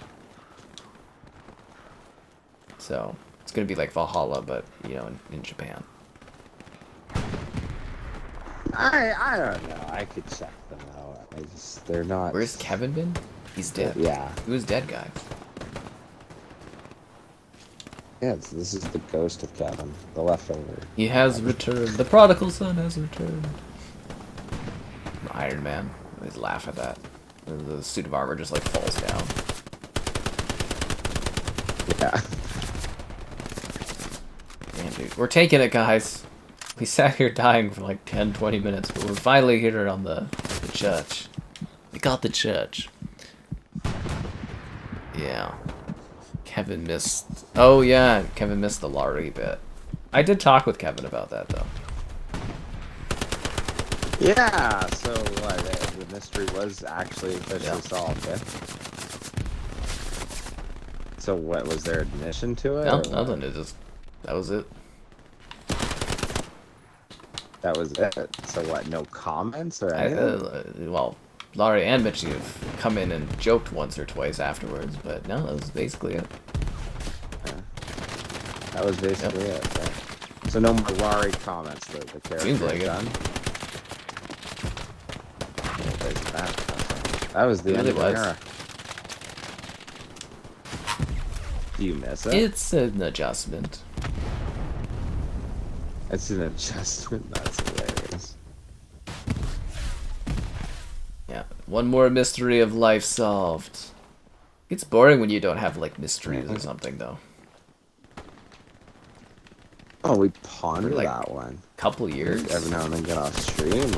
Yeah, right. It was like, I wonder who that is. Yeah. I am on my best kill streak ever right now. I don't know. But it's good right now. Like, I am right here beside their church, and I am just, like, spawn camping them as they leave. I don't think I'm capturing it, I don't know for sure, but, like, I've actually killed, like, 7 people, I think, in a row, at least.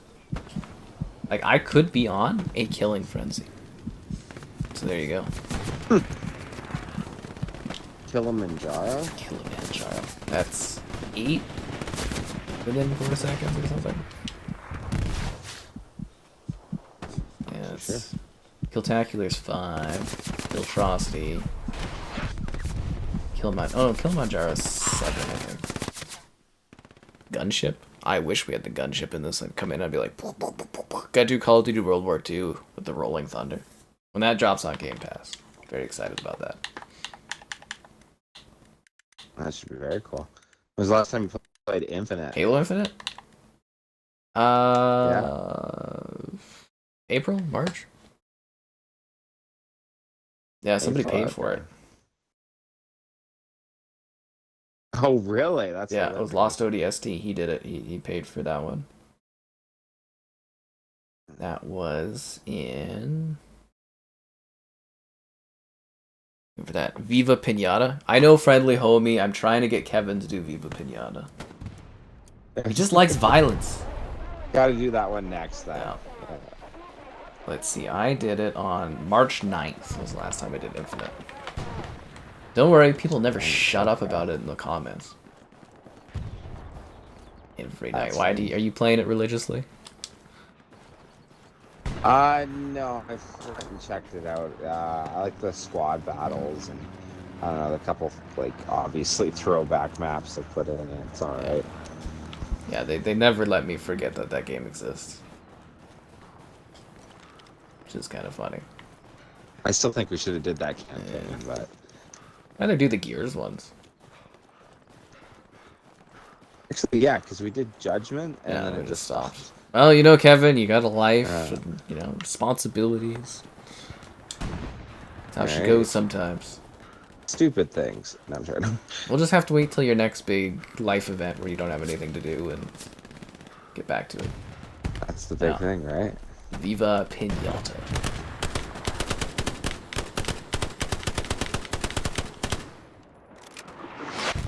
Ow. Did you have the COD zombie maps or did you not? Black Ops 1. Which one? Black Ops. No, I didn't remember. When we did that, what was it? Dipped halfway through the stream, so you and Joel could play that. She's too busy this year. I was like, God damn it. Oh, she's got herself a proper full-time in-field work job, which is good for her. I think she's also trying to put the whole Mitchell era behind. Alright. Oh, why? You think you're? I'm pretty sure. Oh, that's hilarious. Okay. Oh. They have a Dew map, like a Mountain Dew map in Halo. Jesus. Super Mario RPG? We'll see on Monday if I hear anything about Super Mario RPG. You single-handedly keep Viva Pinata alive. I told you, man, one of these days we'll do a very tranquil Viva Pinata stream. I'm not even kidding. I think it'd be a lovely time. We'll sit there, rock the garden. It'll be good. You could do it cooperatively online. You know, just go to Costco, Kevin. Buy yourself a margarita jug, and you know. Yeah, just sit there and That's funny. Yeah, but speaking of games where it's like we only play violent games, like technically Viva Pinata is really violent. Well, kind of that neat point of what game doesn't have some form of violence in it. You kill pinatas with a not a sledgehammer, with a freaking shovel. Oh, heck, you even break it down to Mario. You jump on the turtles. Every game is about killing and destroying stuff. Except for this one, it's just about like spawning and dying. And waiting. Ugh. Guess even games you don't kill in are to not get killed. Yeah, most stuff. Well, that's just life, and video games replicate life. We want Viva Pinata. Right. Other than what, like Tetris? You clear levels. There's lots of games out there where you don't kill stuff. But like, yeah, most of them are based around some sort of death and that. Because even like Oddworld is like, you're basically running from death and everything is dying around you. It's Oddworld games. Heck, Fall Guys. You fall. You basically die when you fall. Are taken out, if you will. Yeah, you basically die.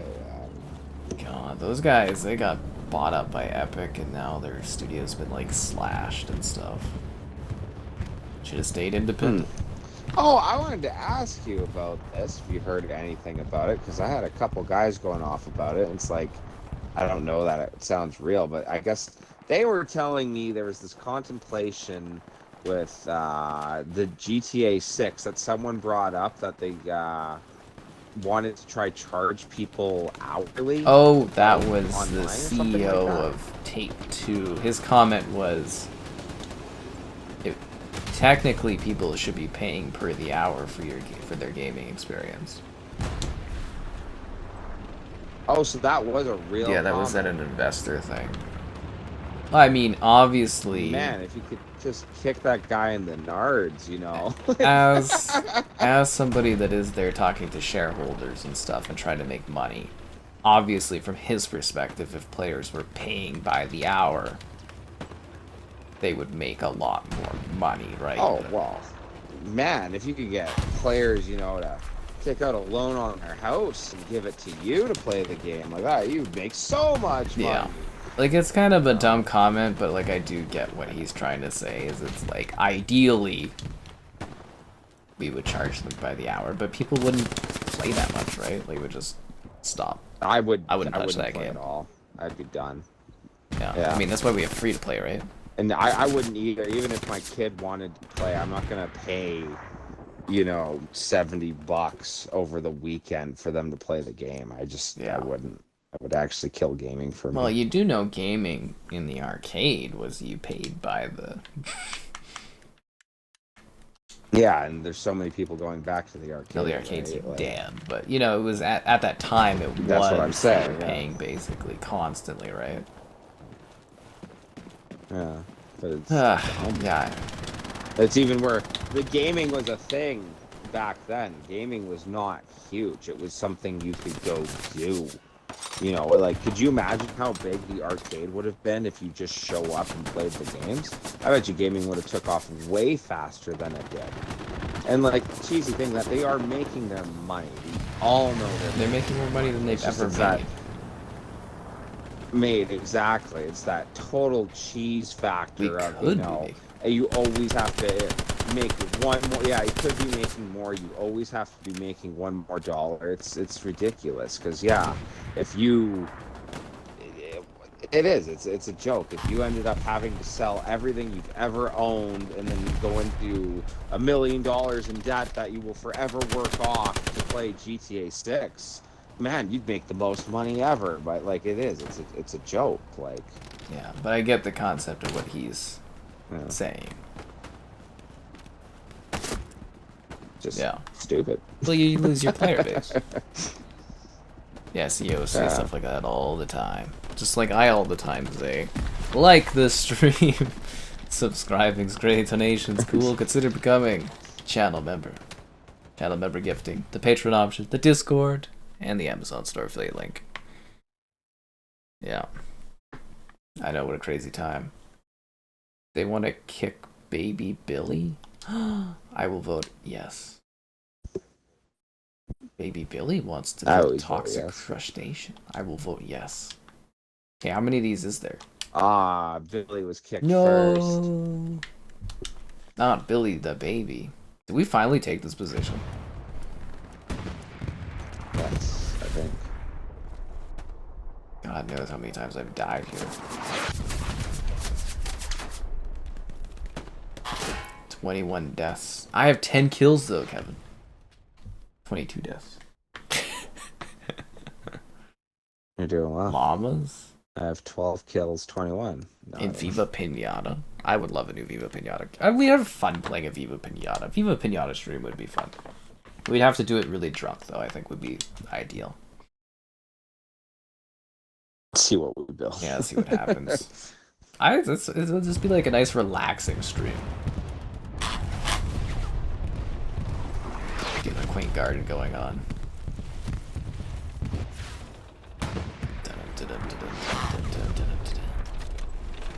We still haven't taken. Our lack of armor is going to end this match. We're never going to win. Yeah, we have no tanks. Yeah, well, we have no tanks. They got undisputed, you know. I feel like I'm just cannon fodder here. Tanks in an open field. Oh, did they add achievements to this? Yeah. That's cool. That's what Insurgency lacks, is new achievements.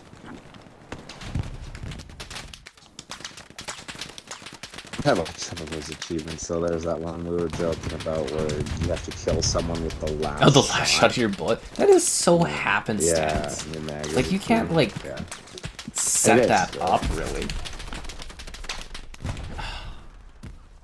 Play Kong again. Did you see King Kong the game? No. Dude. You never saw that? I saw you referencing it on the channel. That what was it? Was obviously satire, but you're like, what was the Oh game yeah, of yeah. the year? And it was like Gollum, Redfall, That game is King like Kong. right up there with Gollum. What was so bad about it? What, Okay, so just there's like a everything? cutscene where randomly they put a picture in where they were supposed to animate the cutscene, and then it goes back to the cutscene.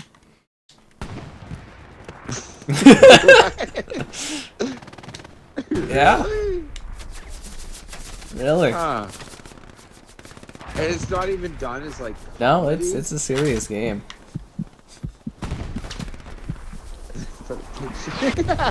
You should check out my stream on it just to get a taste for golf. Okay, for that game.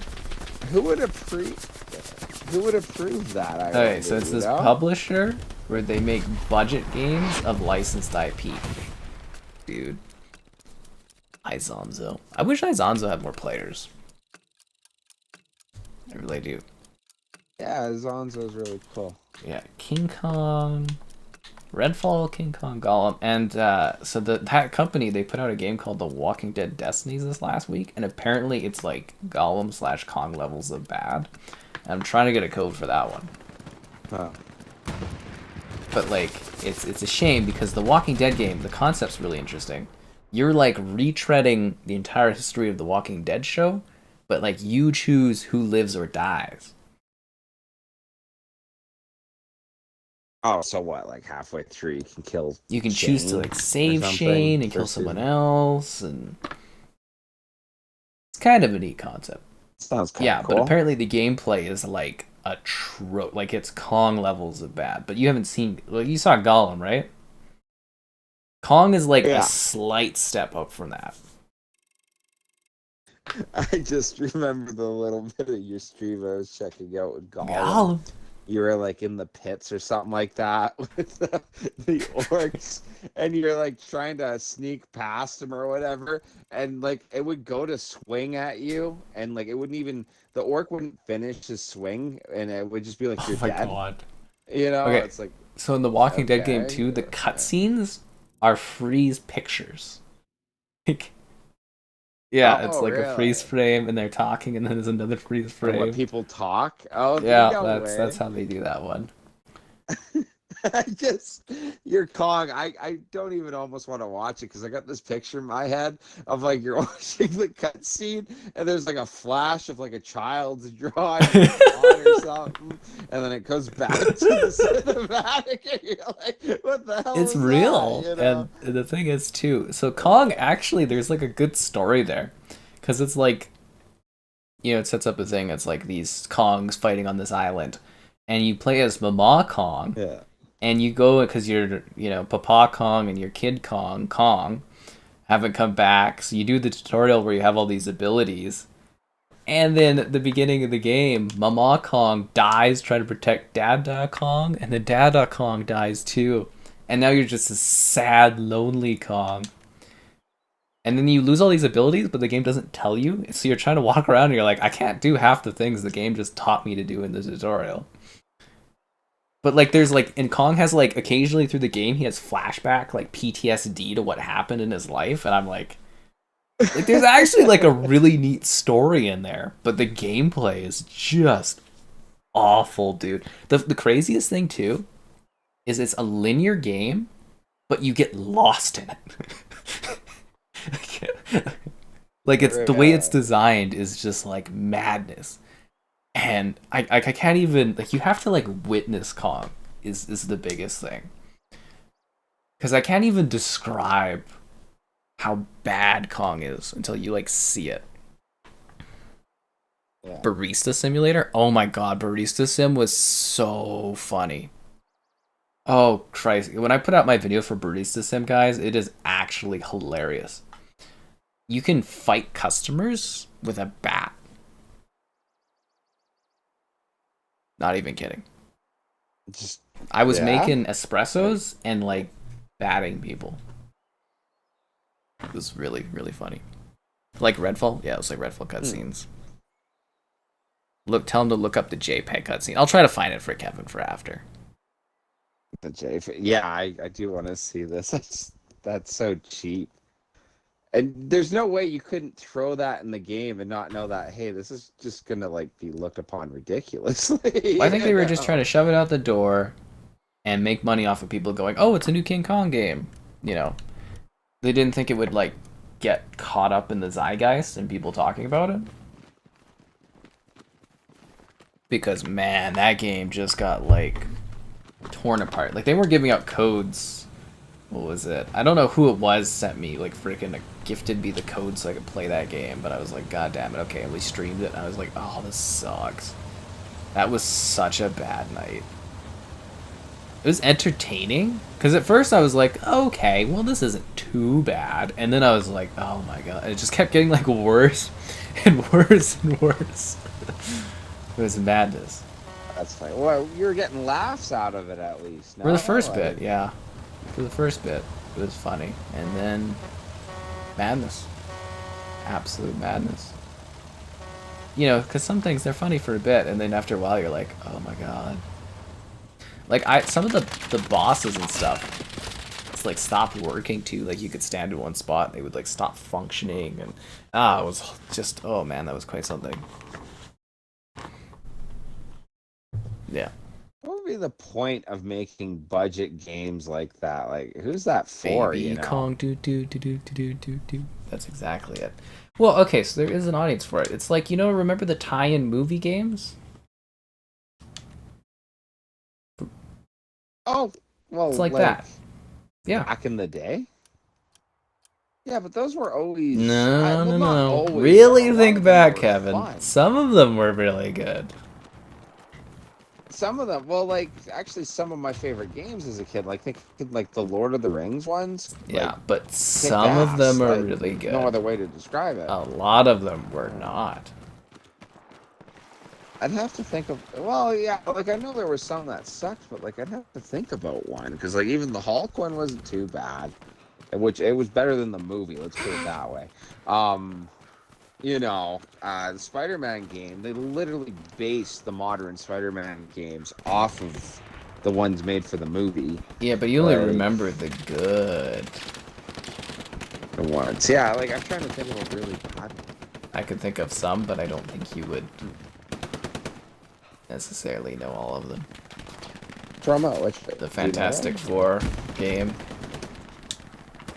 See, I didn't play that. So the X-Men titles were, as games, questionable.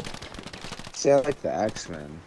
What was it? There was X-Men 2? X2, X2? I like that one. But there was some really bad movie time things. But that's the idea, is it's kind of like someone buys it based on the brand name, and they don't really read or hear about it.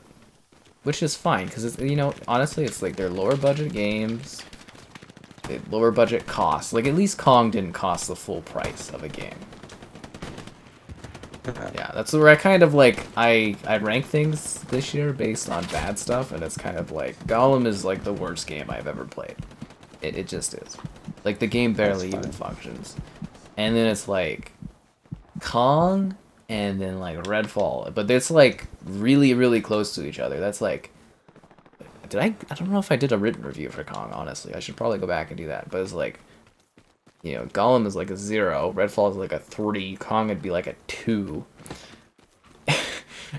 it's just like they're like abysmal. But there is like at least Kong functions, if that makes sense. There was never a part where I couldn't like finish it. But Gollum, I literally could not finish that game. And someday I want to drag you into it and have you stream that game and have you try to play it from the beginning, because it's just... Yeah? It's so bad. Like, the first half of Gollum works. It's the second half where it's like if you die, the whole game crashes and you lose like 20 minutes. And it's just like it's unplayable. It's actually funny, you probably didn't see the ending of my Gollum stream, but I couldn't finish the ending part, so I actually watched someone else's walkthrough as part of my stream at the end.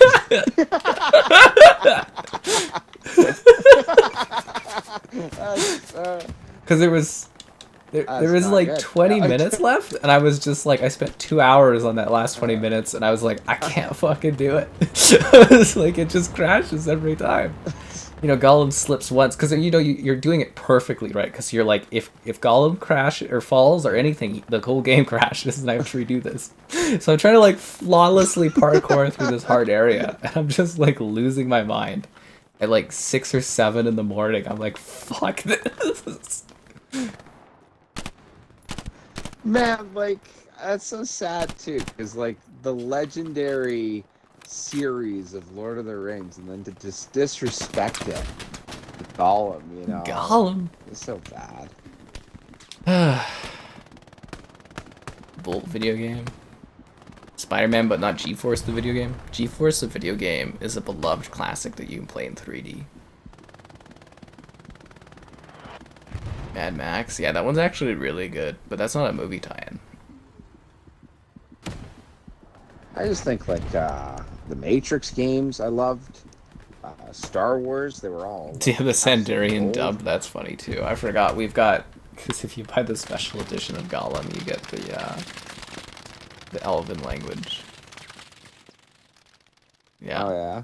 Someone, yeah, there was a guy that was defending Kong in that live stream chat. There was. What? It was misunderstood or something? He was like, he said he beat the whole thing and he's just a huge Kong fan. He's just happy to have a Kong game. And I was like, okay, but like, it's still horrible. That's funny. It's kind of like, they rejected you almost that, think it's obviously. like a developer or something that's like, but even if I was a developer, I wouldn't be doing that. I feel like hibernating. Like the bunny Thomas. I don't think bunnies do that, do they? The Walking Dead game. We were just talking about the Walking Dead game. I'm trying to see if I can get a code for that one, because I've heard it's just terrible. But I doubt they don't hand out codes for really, really bad games.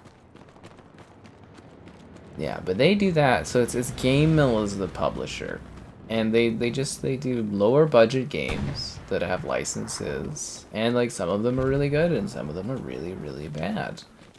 And that's okay. There's another ones like Outright Games. They make like family, like based on like licenses that are like family friendly, and it's like, you know, some of them are like but some of them are okay. It's like a bit of a gamble. But I missed games like that because for a long time last gen we didn't have like any kind of like movie tie-in games or any sort of like mid-budget games, and it was just kind of like a bit of a bummer. Because some of those properties, like Kevin was listing, are some of my favorite, but I know a lot of them are really, really bad. Yeah. Hey, someone's got to pay for the deluxe edition of Gollum and Kong. I guess we could, like, search worst movie tie-in games. There we go. E.T. Yeah, that's a classic. Killed the industry. Bad Boys, Miami Takedown. Charlie's Angels. Highlander. Catwoman the game. Is that a real thing? Oh, I know that. I've seen that cover before. Aliens Colonial Marines. Oh yeah, that was... People were really intense on that one. Enter the Matrix was a poor entry into the canon. Oh! Whoa! Okay, someone's getting slapped. Oh, dude. That's awesome. I really like that one. Hmm. And like the fight system was really cool. I remember the first mission where you're running away from the agent. If you got him to the ledge and you did the trip move or whatever, where you trip him and push him, you could throw him off the building. And what was it? You could just spend the rest of the game just like taking it casual because they weren't coming after you. Yeah, it was awesome. It tied into where Ghost and Niobe show up to say, well, actually, I guess it would just be Niobe in the canon, just saving Morpheus. Anyways, yeah, great game. That's a good laugh. I still have to play that. I have it, but I need to get a converter thing. I keep buying all these games, and none of them are like backwards compatible with the 360. I need like a converter so that like my original Xbox, I can like play with HDMI and like capture that kind of stuff. Such a bummer having all these games I can't try. Have you never played Enter? Nope, I don't think so.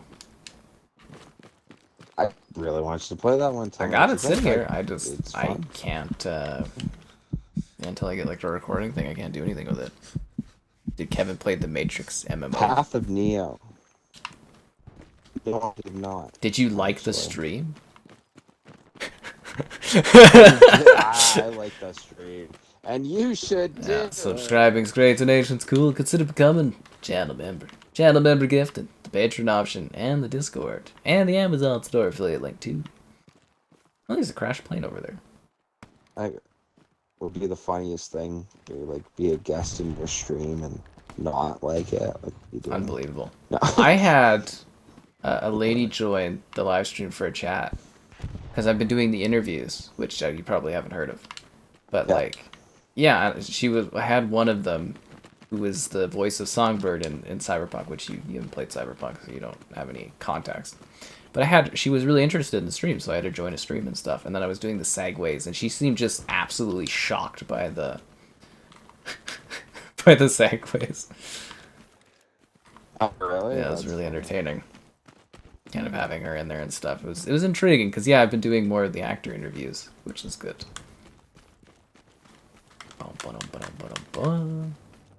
People seem to be responding well to that. The maps are too huge. Yeah, this game just is like a drag. It's so fucking slow. That's funny. Squad maps are even big. Oh god. Well, Squad, I think there was more action when we played it, wasn't there? It depends what... It depends on I feel the like lobby. Squad, when we played it, there was just a lot more going on. Whenever I play this game, I'm either spawning and instantly dying, or I'm just walking. For like hours, it feels like.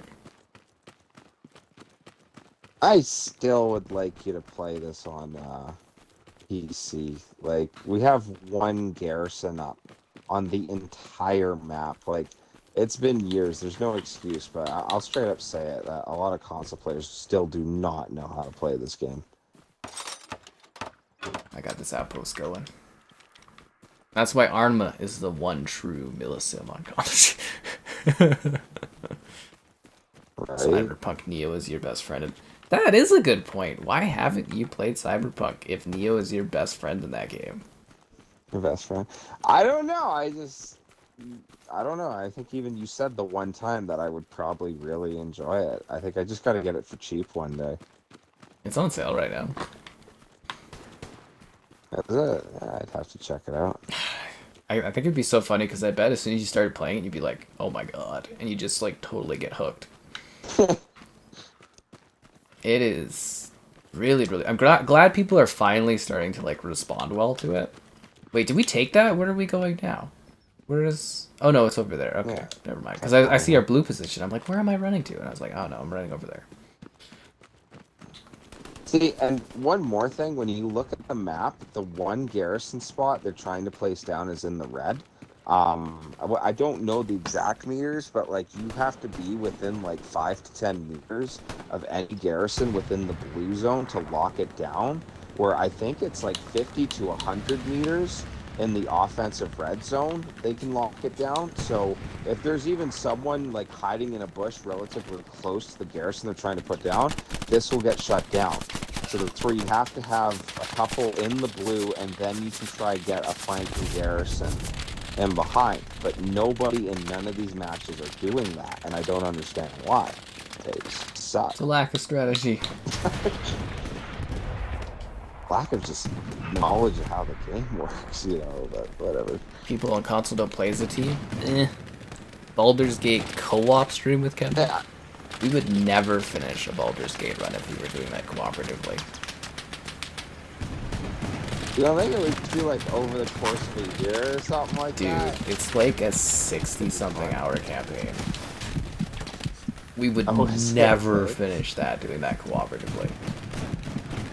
Like, I think it's over 60 hours. Yeah, it's ridiculous. It is really neat. All I know about Baldur's Gate, and I am interested in it, is all the constant, if you will, relationship jokes. Dude, you can get on with like a bear. It's a huge thing. That's funny. Like, you can do all kinds of weird crap. I'm just falling through the grass. Oh, fuck. The garrison's right there. Oh my, they're gonna destroy the garrison. I like Izanzo, but people just really aren't interested in it. Spec Ops multiplayer? It's cool. It's kind of sad the newest one's the Italian front, which is neat, but I think it's like the least interesting out of all of them. Well, my thing is when we stream it, it's just not that popular at all. I Let Loose usually does better, but like, yeah, it's just there's not enough people supporting that one. It was really good out the gate, and then it just didn't like hold. The spawn point has been destroyed. Fuck my life. Do we have any spawns like anywhere? Dude. I knew my outpost was getting destroyed. I guess it was too risky, but I thought the field was open. Spec Ops. Which Spec Ops multiplayer? I wanted to drag Kevin into Rainbow Six Vegas, but I don't think the online for that works anymore. That would be so awesome. So I really hope that at some point you get ready or not, because that game plays like the old Rainbow Sixes when it was like actually about arresting people. Yeah, no, I get that. We were supposed to do Starship Troopers too. Bro. Yeah, I really want to do that one. That's neat. It's kind of harder to get matches sometimes now, like late in the night.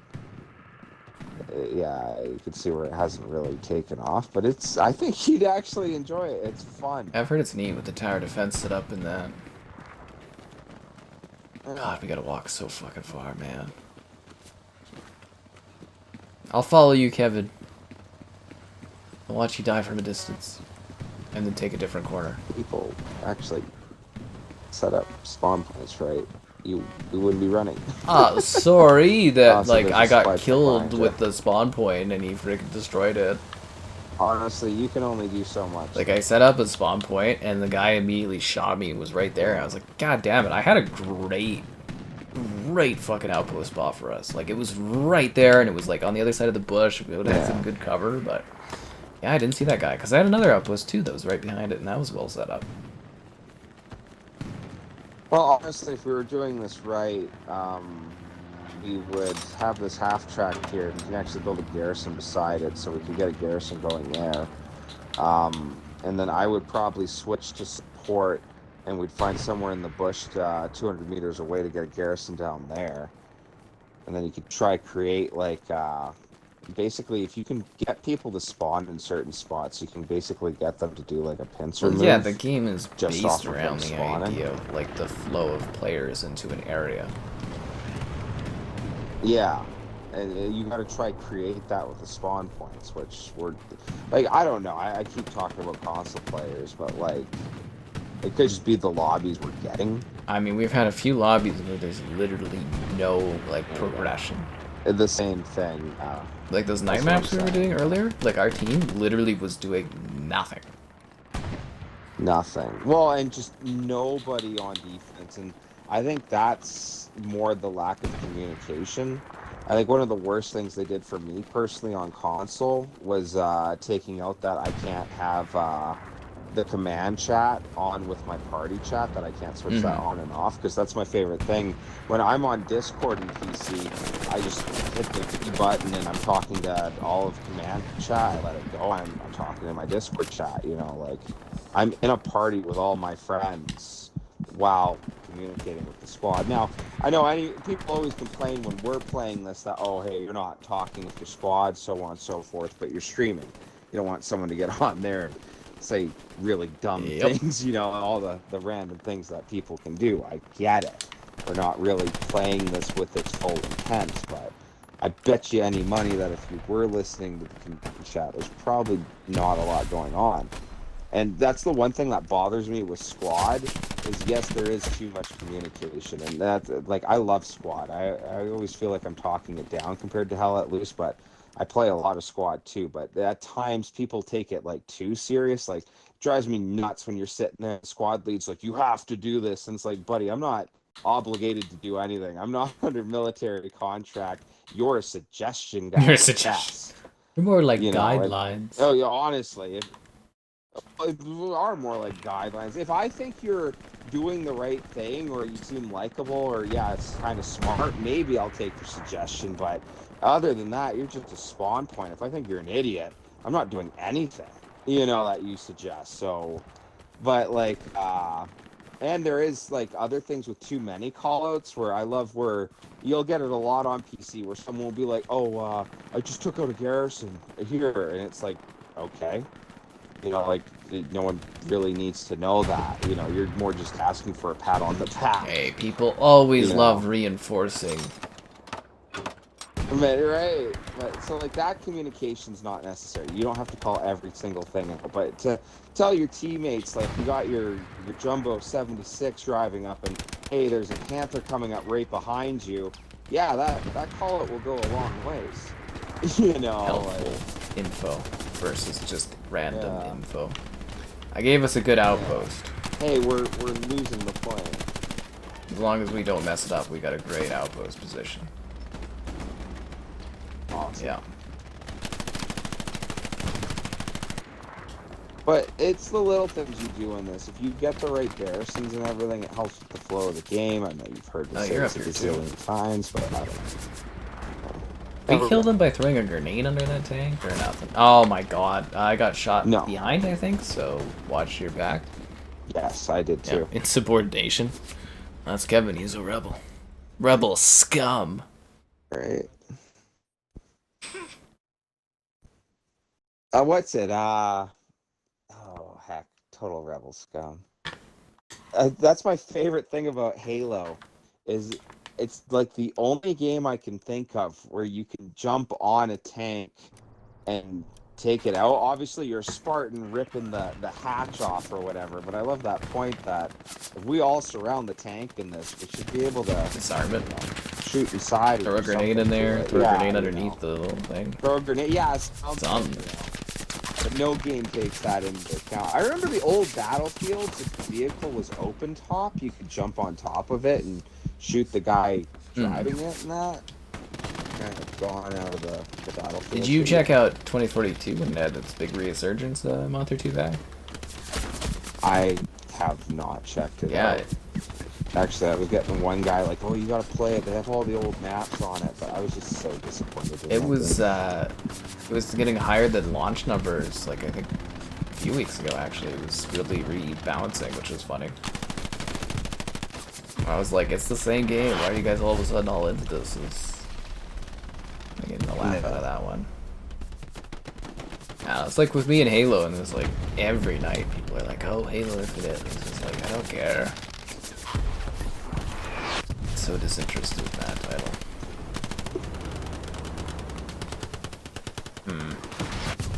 It is funny though. Okay, so it's like talking about COD. Have you heard about the situation around the new COD? No, I heard that it's obviously high selling, but it's not getting a lot of love. The campaign is like the worst in the entire franchise. Okay, so what is the campaign? Can you talk about it? I'm very curious because I was trying to ask people, like, they could do the World War scenario like at all. It's just like a minor continuation to the last game. It's super short, and it's just like there is no stakes, no care or anything. It's awful. Right. What's it? Even with the no Russian? There's no Russian like mission. It's not in there. It's different. Yeah. What they do is there's like a woman who's like a rebel for the camp, and basically they're on the plane, and they just throw a detonator in her hand and throw her out in the plane and have her blow up the plane, and that's it. It's just so cheese in comparison, right? Yeah. I love that one time I was playing Airsoft and we were talking about Call of Duty and they were excited for the second one. I was like, I didn't like the storyline because like it was so lame in comparison. I always love referencing that. At that point in the second game, you were defending the White House after an EMP went off, to save the entire Eastern Seaboard. Modern Warfare 2 so freaking is cool. like leaps and bounds above the third one. The whole storyline, and well, that's where I thought it was funny too. That the one guy was like, "Oh, well, you know why they're not doing that now? The political tension." And it's like, buddy, I can hop on squad right now and literally play the British ground forces versus VDV Russian paratroopers. Like, you can do that in games. Like, the multiplayer thing is obviously the excuse to sell skins and so forth. But like the campaign itself, I just don't get it. It's so lame in comparison. And even if you look at the storyline in the one we grew up with, they had their World War scenario, which I probably said on a million times on stream with you, that is like my favorite excuse for the World War scenario. But they even end it, and yeah, it makes sense. Well, yeah, the idea of you're trying to get in on this terrorist organization, and the CIA operative takes part in this shooting to get in with them, which sounds so CIA. And then he's the only body they find in this mass shooting in a Russian international airport. That's a war conflict. It's just absolutely... Yeah, it's absolutely killer excuse for it. And then in the end, where you get your scenario where we're pushing them back through Europe, like a World War II scenario, but modern, which is so cool. You end up blowing up the Eiffel Tower, if I remember right, and everything. But you do get to end it, that you end up saving the Russian president's daughter to get him to listen that, no, it's actually Makarov and Shepard forcing this war. And then, you don't even push into Russia to make it so like, oh, ha ha ha, we do beat Russia. So you kind of leave it up in the air to would they have pushed back, so on and so forth. But yeah, in the end, we all worked together. It was the bad guys who forced us to fight. We have more in common than not, so on and so forth. And yeah, it's a killer storyline instead of just this stupid like chasing terrorist thing is getting so old. It's really, really bad.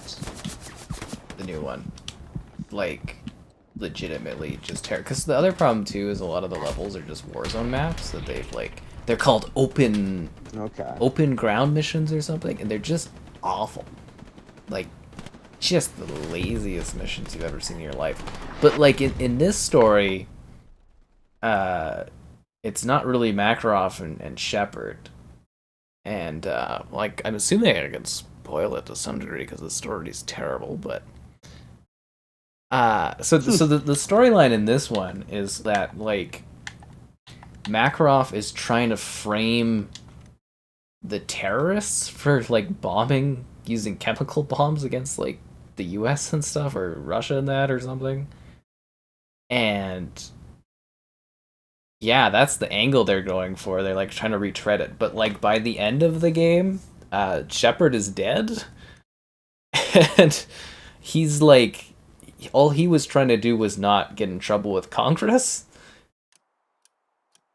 And they kill off another character too, but there's like no care or anything behind it at all. But like, they don't even come close to the storyline of the originals. It's really, really bad. Like, I think if you played it, you'd probably be even more pissed off than I was. I gave the new COD, Modern Warfare 3 2, I gave it a 4 out of 10 overall, that game. It's horrendous. Like, the zombies is terrible too. Did you and I play the DMZ last year? No, I did the beta. Okay, you don't think of the DMZ. 'Cause the DMZ, it's like Warzone, but they're with bots, and there's like mercenaries. So what they did is they just shoved zombies into that. It's awful. It's fucking awful. And then the multiplayer is like, it's Modern Warfare 2's multiplayer sped up, and then it's got all just Modern Warfare 2 maps from the original Modern Warfare 2. So it's like, it's the most like you've played this COD you've ever played in your life. And it's so boring. Like, it wears out so fast because I'm like, I've already experienced... Like, I've experienced the gameplay in the last year, and the maps I've already experienced years ago, right? It's so boring. That's funny. Well, what was it? They were talking right away that what you're running around as like Mickey Minaj and that right Well, off the all your bat. characters carry And over I from know the I last always game. complain about. Well, oh, really? Okay, so then, I don't know. I always thought that you were supposed to wait a little bit before you kind of bring out your silly operators, but I guess Well, it I mean, makes it's like an sense if it's a expansion, right? So carryover. it's like all that stuff carries over. I mean, Yeah. I have a hell of a roster, But what dude. about Star? I got Starlight from The So, Boys. I got Ash from Evil oh, Dead. really? He's great. Honestly, like they nailed him. He's perfect. He's awesome. He fits so well too. And So they just went with that Fortnite yeah, connected universe, Laura eh? Croft, Snoop Dogg, and Skeletor. Grenade! You haven't watched any of my streams. There's a glitch where your characters yell grenade constantly. And like Skeletor is voiced by Mark Oh, Hamill, really? and he goes like really hard as Skeletor, and it's super annoying because he's just like grenade, and he keeps repeating it like 5 or 7 times, depending on how many grenades are being thrown. He's just like grenade, grenade. It's just constant. That's funny. So, out of curiosity, so Makarov's angle is what? Just to cause He's just doing terror? misinformation to cause conflict. He doesn't appear to have an end goal yet. For oh, so what? They keep him alive at the end for another It's kind of like, you know, like Dune? At the end of that movie, it's like that. Oh, really? So it's like going into a It just second ends. part. Well, it doesn't even go into a second part or something. It just feels like you're halfway through a game and it just finishes. It's really awful. But, Awful. like, so, but like, who the conflict he's trying to start? It's just with random terrorist groups blowing stuff up. Like, it's not even like. I think he's trying to Yeah. start a global war, but like he's just trying to frame the local area. Because it's all that that whole trilogy takes place in one Middle Eastern country. The other weird thing is like characters that have died and were brought back through multiplayer cinematics are in this game, and I'm like, who are you? How did you survive? So they're just back. It's like watching a Marvel movie where you're like, I thought you died, or who the hell is this character, or why is this character bad now? So what you're supposed? It's connected to the multiplayer. Yeah, I guess the multiplayer seasonal cutscenes, because there's a guy who dies at the end of the first game. He's back in this one randomly, and then the bad guy from the second game dies, and he's back in this one. It's like, what? That's and he's really like, weird. Yeah, I'm here, and it's like, didn't I kill you? And he's like, nope. And then that's as far as that discussion goes. Like, what? That's so silly. See, and like, just to talk up the old Modern Warfares, the build-up for it was so cool. Like, even in the first game, the whole conflict in the Middle East, which, like, I don't think I have to tell anyone, was extremely relevant in the 2000s. You know, yeah, super relevant. But yeah, the conflict in the Middle East, you know, you're going in as the Marines, really. Weapons of mass destruction. You know, style. Yeah. You know, and then the nuke going off, that, like, you could really see where it's starting out as a modern conflict for the times, and then unnamed, you know, Middle Eastern country. They did a good job with spiraling that story upwards. Yeah, and that, you know, you do that, and yes, the plot of the first game is you're stopping a bunch of, what's it, Zakhaev or whatever, you're stopping him from setting off nukes to cause the war. But, like, you could, yeah, the escalation of it, you could really see where things were kicking off, and all that is referenceable going straight into the second game with Makarov being Zakhaev's protege, if you will. Right? Perfect. You know what else is really perfect? Yeah. Likes on the stream, so be sure to like the stream. Subscribing's great, donation's cool. Channel membership, why not? And channel membership gifting. Patreon option, Discord. Kevin's here. Yeah. The next Black Ops will include Reznov. I think who's getting? So, no, it's if you don't know, next year is this is Black Ops Gulf War is next year's. Gulf Gulf Yeah, Call of Duty War. Black Ops Gulf War. That sounds cooler than what they're doing. This is the Really? first COD to I have don't a know. 4-year development cycle. Yeah. It's also the first COD to reference, I don't know, something in a while. And it'll be the first on Game Pass day one. COD needs to die. COD will never die. Is this game fun? I wouldn't call it fun. It's an exercise in insanity. A lot of walking. It's fun, don't listen. Yeah. No, I'm joking. Wolverine till 2025. I mean, honestly, guys, I think if Insomniac needs an extra year with their Wolverine game after pumping out like all of the PlayStation exclusives basically themselves, like I think they can take an extra year break if they need it. Did I play Superman Returns on 360? I did, and I have a video for that coming soon. Is Barista's stream on my channel? I have a video for Barista Sim coming up, and it will be funny. But it's not ready there yet. Yeah. You know, like the 2019 Modern Warfare campaign was really, really good, and then they just did fuck all with it. like, they did nothing with it. But go back to your narrative there, Kevin. It's, yeah. We just got segued. I don't even know what was going on. No, it's all good. I was just gonna make the joke that the only people getting ripped off for COD is the new generation. Like, even if it was different in a way, I think they deserve their take on the games we grew up on. You think they would improve on that story? Exactly, right? But they're getting totally cheated on really neat campaign experience. And you know why? It's because of that stupid Warzone. That's where all the resources are going, is to that Warzone.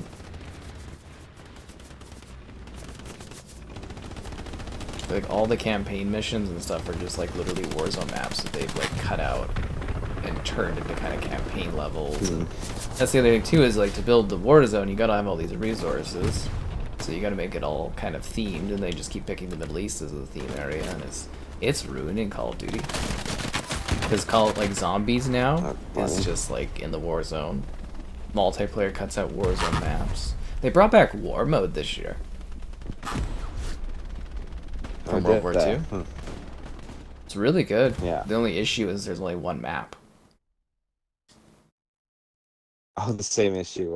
World War II had 3 maps. This one has 1.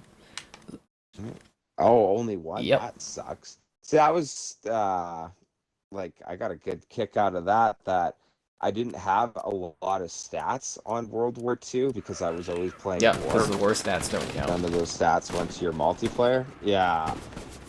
But yeah, it sucks, dude, because actually I really like the War Mode in Modern Warfare 3, too. It's like a standout for me, but like, I can't handle it sitting there playing the same scripted map over and over and over again. Damn it, dude. Yeah. Reboot games and original Black Ops games. I know everything is connected in the weird new COD universe and crap. It's all a nightmare. It's all a nightmare. Because the one thing they never needed to do was connect Black Ops to Modern Warfare. There was never. Yeah, they were their own that. stories. Yeah. It's completely nonsensical. That's my biggest worry too with the Tomb Raider stuff. So the next Tomb Raider game is going to combine the Survivor trilogy with the original Tomb Raider games. How the hell does that work? Like, you know, have you played any of the older Tomb Raider games? How far back? All of them. Talking. All of them? Yeah. Oh, jeez. It was like before original Xbox. There was one of the, I can't remember which console it was So on. all those Tomb Raiders are being like sandwiched in with the new Tomb Raider. And it's like, how does that work? They're like completely different characters. Yeah. You know, like old Lara Croft is multiverse. No, it's supposed to be like she becomes that like silly, whimsical Lara Croft from the past, and this is like her origin trilogy, and it's like, how does that work at all? It from a narrative standpoint, I don't know how the hell they're doing that. They're like, don't worry, we got this, and I'm just sitting there being like, I don't think so. Like they're fundamentally different takes on the character. Oh, did you watch the Tomb Raider movie? No, God, that was fucking awful. You just adapt the freaking storyline you have from the games, which is perfect, but they changed it. It's like, why would you do that? You have the perfect story. Just like dumb Hollywood. That's funny. Yeah, someone was talking, we were in the group chat the one time, they're going on about how, like, yeah, like, the Laura Croft movie sucked, and she wasn't even that good looking. And I was like, Angelina Jolie wasn't that good looking? Like, just absolutely shocked. And they're like, no, the new one. And I was like, oh, I forgot about that. She's pretty like, gorgeous. I think she's cute. Yeah, like, looking her up, she is cute. But, like, that's where, at first, though, the idea Oh, like, Jolie, that was her prime. Yeah. She's just, yeah, stunning. It's original. No, like, all the Tomb Raider stuff is going to fit into one story. Advanced Warfare connected to Fortnite. What are you talking about, Liam? What are you talking about? But I'm just like, because it's like, the older Tomb Raiders have, like, really, really silly mythological things, and the new Tomb Raider is, like, a very grounded, like, woman that slowly becomes a maniac over the course of the games. And you're going to connect those? That's impossible. And it's like, Crystal, you're great at developing games, but, like, come on. I wouldn't even know where to, like, as even from, like, a fan perspective, know where to begin on, like, piecing that crap all together. It just doesn't work. It just doesn't work. You would say it just works? We're not all the magical wizardry of Todd Howard. Damn, dude. No COD movie still?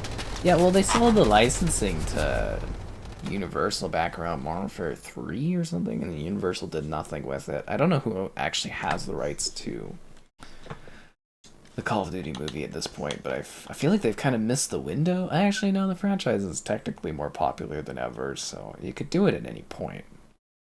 If Xbox was really smart... That would be so bad, though. Could you imagine who's going to play Captain Price?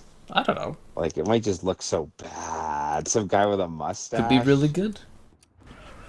Maybe it'll be Pedro Pascal. They throw that guy in everything. Oh my god. Did you hear he's going to be Reed Richards? Yeah. Really? Okay, I've seen all these things too. And once again, I guess you would need the female perspective on it. She's going to be the main character, Sue Storm. About, like, really? Well, no. I've seen girls talking about how good-looking Pedro Pascal is. He's so old. And like, I don't see it. Yeah, like I don't know. Like, he's a fine-looking guy, but like, he's pretty old. But I like, do you see him as like Reed Richards though? No, not really. Not at all, man. But yeah, all the guys they wanted, like Adam Driver was like the lead guy they kept really wanting to, which I'm like, that guy is perfect for Reed Richards actually. Kylo Ren. Yeah. Oh, it's so funny because I've seen him in a couple other movies and he's all right in it, but like I still see him as Kylo Ren. And I remember with my buddy in the movie theaters, we kind of laughed, like we snickered out loud when he took off his helmet. Like, I'm always just shot down by like one of the worst performances I've ever seen. He's a great actor outside of the Star Wars stuff for you, I would say. But like, he does really hit that level of like arrogance that would be perfect for a Reed Richards type role. But like, everybody keeps passing because they can see that Marvel's in decline. They ask for a lot more money than Marvel wants to give, and apparently the script is Sue Storm is the main character in the new Fantastic Four movie. Yeah, shocker, right? Yeah. And it's like, you know, he is that family, and it's like, it's cool you want to do a different perspective, but like the fact that you keep having all these dudes that keep dropping out, it's not a good look. And then Pascal, I'm just like, he's not Reed Richards. It's just, it's weird. It's a really weird angle. I don't like it. You can watch the Game Awards in Fortnite. Yeah, we have victory. It's my dream. Do you think the copyright would be as bad in Fortnite? Oh, the cow's being milked. Cow's always being milked and stuff. It's about making money. Yeah. Anyways, I don't see him as Reed Richards at all, and it bothers me that is going to be like, because I like the Fantastic Four, and I'm just like, I feel like if they don't get this attempt right, you will never see that cast like Fantastic Four ever again in a movie. Ugh. Why not Oscar Isaac? Because he's Moon Knight. But yeah, he actually does kind of fit in as Reed Richards. Did you see Moon Knight, Kevin? You didn't watch any of it. I watched like the first 2 episodes to review, and then I was like, yeah.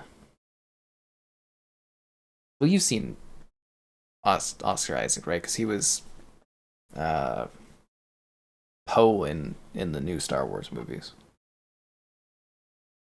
Oh, that's hilarious. I hated that character. Yeah, but anyways, he kind of looks a little Reed Richards like, though, right?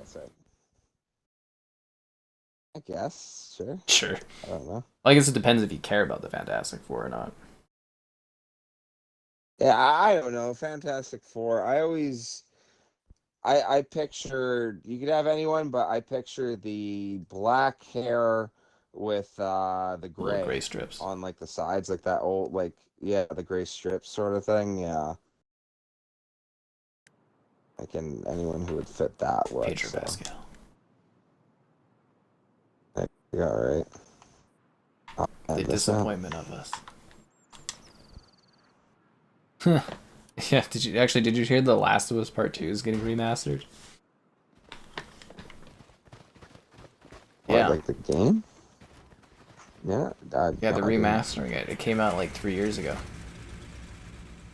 There's actually now more remakes / remasters in that franchise than games. That's hilarious. 2 remasters and a remake, and there's only 2 games. The franchise is only like 10 years old too, isn't it? 2013 or something like that. Ridiculous. That's the funny thing with PlayStation. I don't really know what I'm talking about because I don't play PlayStation, obviously, but everyone always talks about how great their exclusives are, and I feel like it's the same title mentioned over and over and over again. Whenever you hear about the big, this is going to compete for Game of the Year, it's God of War. Boy. God of War Ragnarok. Little samey. Where are we going? Are you in this truck? No, you're not. Oh, we're at the line. I see. Do I, like, get out and set up an outpost, or do I just kind of, I guess I just wait in this vehicle? Triple Frontier movie? I don't know what that one. Xbox doing nothing with Gears? Lol. Here's a Gears game a-cooking. It just, you know, it just takes time. You gotta give it some time. They're working on a new engine, right? So, that's a big thing. Yeah, that's funny with a lot of these games like Gears and that. But thinking about it, they're really making it more for us than anything else. Because, like, I don't think there's anyone under 18 that would be uber excited for a Gears Believe it or not, the Gears games have actually sold more and more copies with every release. Oh, have they? Okay, well, there you go. That's actually good to hear. It's actually one of the best-selling franchises of all time. I was, because I was doing, like, the top 10 Xbox franchises, because, you know, they bought, like, COD and everything. I was sitting there looking at the numbers and sales and stuff, and I was like, oh, wow, there's more sales of, Gears than StarCraft. And I think it's actually about toe-to-toe with Warcraft, at like about 40 or 50 million or something sales. I was like, but there's been a lot more copies of, you know, or there's been a lot more sequels of Gears, right? When was the last time you were asked by anybody, hey, let's go play Gears? Well, I don't really play with anyone, so... Oh, I guess. There you go. It's in my experience, yeah, like nothing. Obviously, it's all what crowd you're in, right? But, Well, you're in a group of people that just like playing millisim games, so you're not really. some of them. There's a lot of guys. You were living the Not DayZ life everybody there plays for like a those. year and a bit, you know. That was really fun, though. It's actually, we got a lot of the boys. Well, the guys who played DayZ will reference it as like their favorite time gaming at. Like, heck, even our mutual friend would say that was some of the best time, but it was so perfect how it worked out with COVID that everybody was home and you weren't doing anything. Like, it became second life. You could play the game all day, go to sleep, and wake up exactly where you were and ask the guys, hey, all right, who got eaten by a bear? You know, like, On Livonia. That's kind of why I wanted you to see that Arma game too, is because Arma, the new engine is what DayZ 2 is going to be. Yeah, that's the technology, and it does look a lot better. Like, whenever I'm playing Arma, I'm just kind of going like, oh, DayZ's going to look really pretty. so there is a DayZ It is. too, eh? It was part of the leaked Activision documents from Xbox. It's in active development. So DayZ 2 is officially being worked on. Yeah. Wow. Should be coming out in the next year. I wonder if you'll be able to drive Actually, in a that. year or two. I think maybe even next year it could come out. It's actually funny. That's one of the few games that I liked better on console than PC. But the modding, the community. That's what killed it, was the modding. Like, I'd hear people, oh, well, that's the server you're playing on, but it's like, well, then find me a server that's not like that, because any of the really populated servers, you get on, it's not even DayZ. I can tell you that, oh, hey, Skycaptain, you're, like, 3 kilometers that way exactly. Pull up my map anytime I want and see where everybody is, and it's like, that's not the DayZ I played and loved, you know. I love when you're, okay, crouch check, and everybody's crouching, you shoot, and then all of a sudden you hear, oh my god, you shot me. It's like, well, buddy, you didn't crouch check. What the hell are you doing, you know? That's Yeah, so it's a different type of game, because the modding kind of streamlines things a little bit too much on that. Well, all the servers I was playing, there was no fear of losing your loot. You could go to the trader, buy a full outfit, and oh, okay, you ran out of cash, go into any town, pick up everything you see in 3-4 buildings with this whack load of loot, and then go sell it, and you got 3-4 more kits. Yeah. You know, and like, whatever, if that's the experience you like. It's a different kind of game. Yeah, it was so different. Yeah, it's not as survival-y. No, not as hardcore.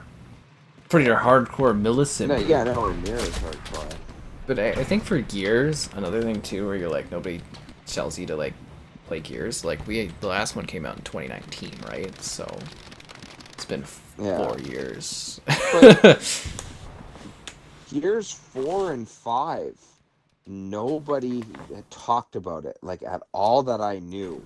Like, no one even referencing it. And, like, even the guys we grew up with, you know, playing Gears, nothing from them. Like, it's just, my comment, who the hell's playing Gears? I thought Riley played a bit of it. And that's where it was so funny to go, well, that's where, yeah, you've played it, which is good. Because when I went back and played 5 with you, it was good old-fashioned Gears. Yeah, it's the exact same game. Actually, just really faster fun and game. deadlier. Yeah. Ugh. It was really fun. I'm sure we'll get into it and play the crap ton of it when the next one comes out. But it's like, you know, again, you're not going to hear a lot of people talking about it because it's a franchise that hasn't had a new entry in like 4 years, right? It'd be a good time for a Gears collection to get people excited about the next one. It would. Body parts? Yeah, Caleb. People's body parts go flying.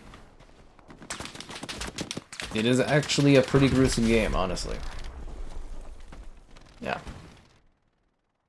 Gears 4? Oh, I played the hell out of Gears 4, dude. I got over 1,000 hours on that one. Played the freaking hell of it. Dylan and I, we just freaking crushed that game, man. We played it competitively, too. There was escalation mode, which was like their esports type mode. We played the ever living hell out of that, dude. Yeah. Oh, Yeah, I had like awesome. 1,000 hours on that game. It was crazy. I don't know, people our age are also getting older and playing different things or playing less because they've got like responsibilities.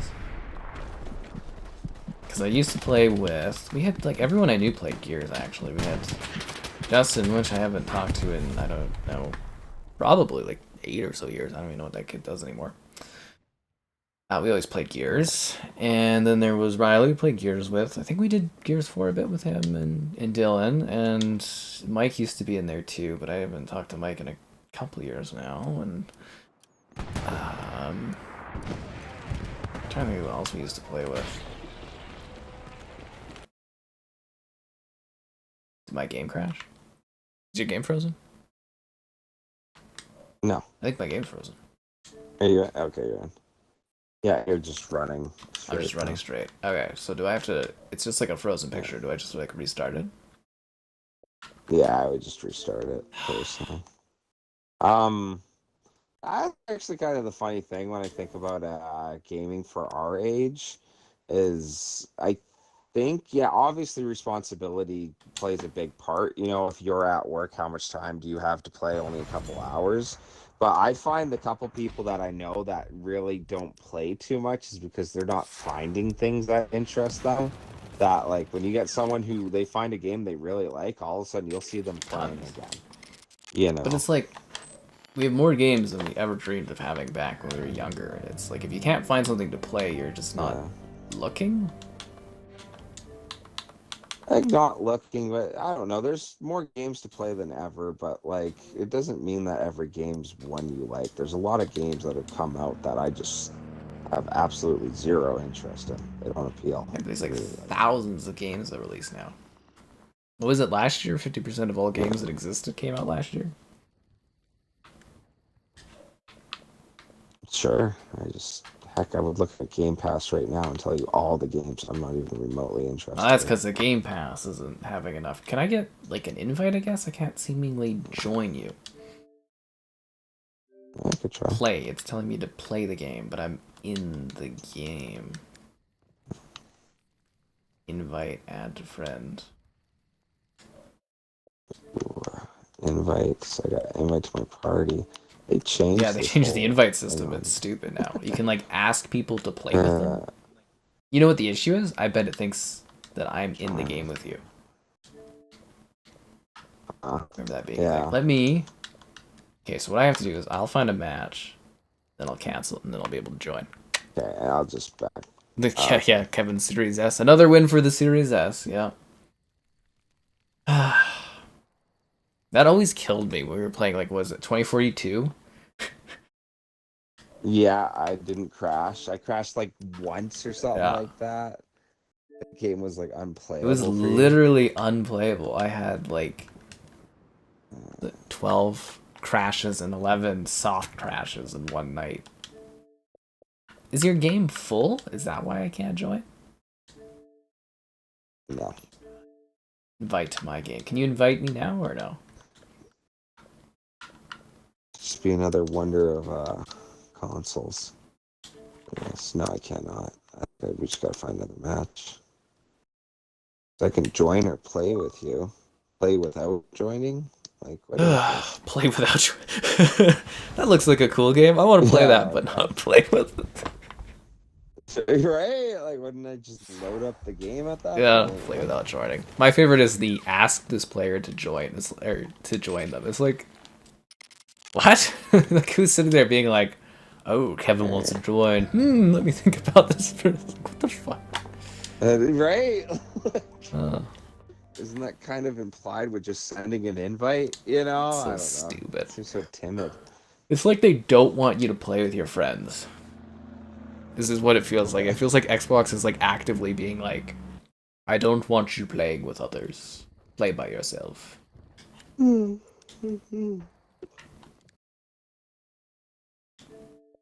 Ask to join game. Actually, you know, just for curiosity's sakes, what notification did you get on your screen? Wants to join you. It says I want to join you. Can you like accept it, and what happens? Do I join or do I get another notification? Wants to join me. Oh, I can send. Oh, I can. It's you asking, and then I can send you a game invite. Oh, okay. That just sounds like extra steps where I could just like join. Way extra step. It's like overly polite or something. Dear Kevin, I don't want to bother you by joining your lobby. May I come in? Fine, sir. You're not bothering okay. me at all. Can I bother you for some tea? Should you buy this game in this economy? In this economy. A Battlefront 2 stream? Well, you never know. Alright, let's get this going. In this economy? You haven't even been around for that bit either. You missed so much. That's my answer now to anything. I'd be like, are you getting this? I'd be like, in this economy? Yeah. Interesting. Found, but nothing. I think I gotta restart the game. Oh, it's bugged for you too? Yeah. I'll restart it as well. Actually, higher rank on PC. You're exhausted? Oh yeah, no, I'm tired. It's later than I usually stay up. No, I was just saying, this is, I'm a higher rank, sorry, I'm a higher rank on PC, yeah, than I am on console. That took a while to get. It's impressive. Yeah, I had my, one buddy who got this game when it first came out, and it was, free on PlayStation Plus or whatever it's called. So we got it on there. And then it was so hard to do the communication when he was on PlayStation because we'd all have to go to game chat, and this game was really buggy on console when it first came out. So it wouldn't always join. So he was like, all right, he has every gaming platform. He was like, all right, screw it. I'll get it on Xbox. And then we all made the switch to PC. And then he did too. So he went and bought it again. So he basically owns Hell Let Loose on every single... That's dedication, and also why we need better cross-buying stuff for these games. Because that is ridiculous. That's the dumbest thing is, like, I know I was complaining about the lack of things console players do that I've noticed, but, like, I got us a match. But, like, everything should be crossplay. Yeah. And if you don't like it, just turn it off. It drives me nuts for the couple guys that are still on Xbox that I want to play with them, on these games. It can be a real pain in the ass, especially for cooperative games. Because I can't remember what came out not too long ago, but I was playing it and I'm like, this game's going to be dead right away because there's no crossplay. I was like, what the hell's the point of it? Right? And, like, who cares? Like, even the idea of Siege, I do believe... mouse and keyboard, I feel like I aim a little better, but like, who cares? Like, if you're doing ranked or whatever, you're uber competitive, you'll end up on a higher rank anyways, and what's it matter? And actually, I've seen people on controller actually still destroy people on keyboard and mouse, but like, if you're going frame rates, yada yada yada, who cares? Like, just let us all play together. Get good, Kevin says to you guys. Get good. Get good or turn it off, but yeah, I don't know what's the matter. What's wrong with everybody playing as one? Isn't the world about getting those PC players are cheaters, Kevin? Right. I don't care, I just matchmake fast. That's the funniest thing. You missed Kevin? With I think shucks. Actually, you did miss it. I fought a bug on one of my Call of Duty streams. Yeah. A bug? Dude, like the real world, there was a bug. Yeah. Oh. I was the Juggernaut in one of the matches, and the bug flew and hit me in the face.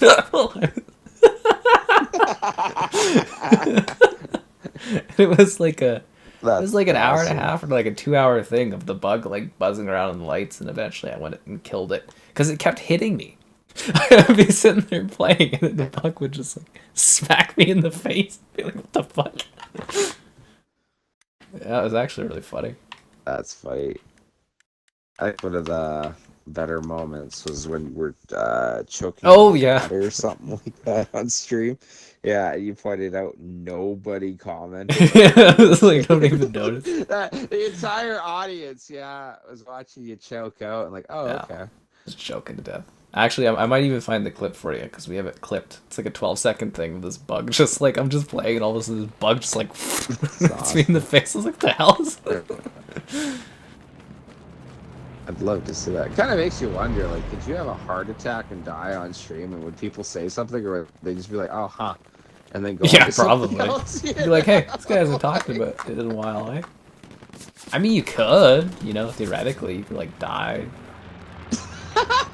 You could have, that'd be so weird. What is it, like an aneurysm or something? You could just, you could. Picture you all limp in the chair and someone like, watch YouTube demonetize me if I die while I'm streaming. Yeah, right? That just one last insult to injury. Or on that stream, the MLB will try like get you copyright or something. Is you're not supposed to have like death and stuff on your YouTube video. It'd be really funny, like dying midstream and just being like, your revenue. Sorry, we have to cut off revenue from your channel for death. If you die, does the royalties from any revenue your videos are making, who's that go to? Like, does that go to a next of kin, or like, is that just absorbed by YouTube? I mean, theoretically, YouTube would like never know, right? So technically, as long as the videos keep getting views, it should just keep going into my bank account. Like automatically, I guess.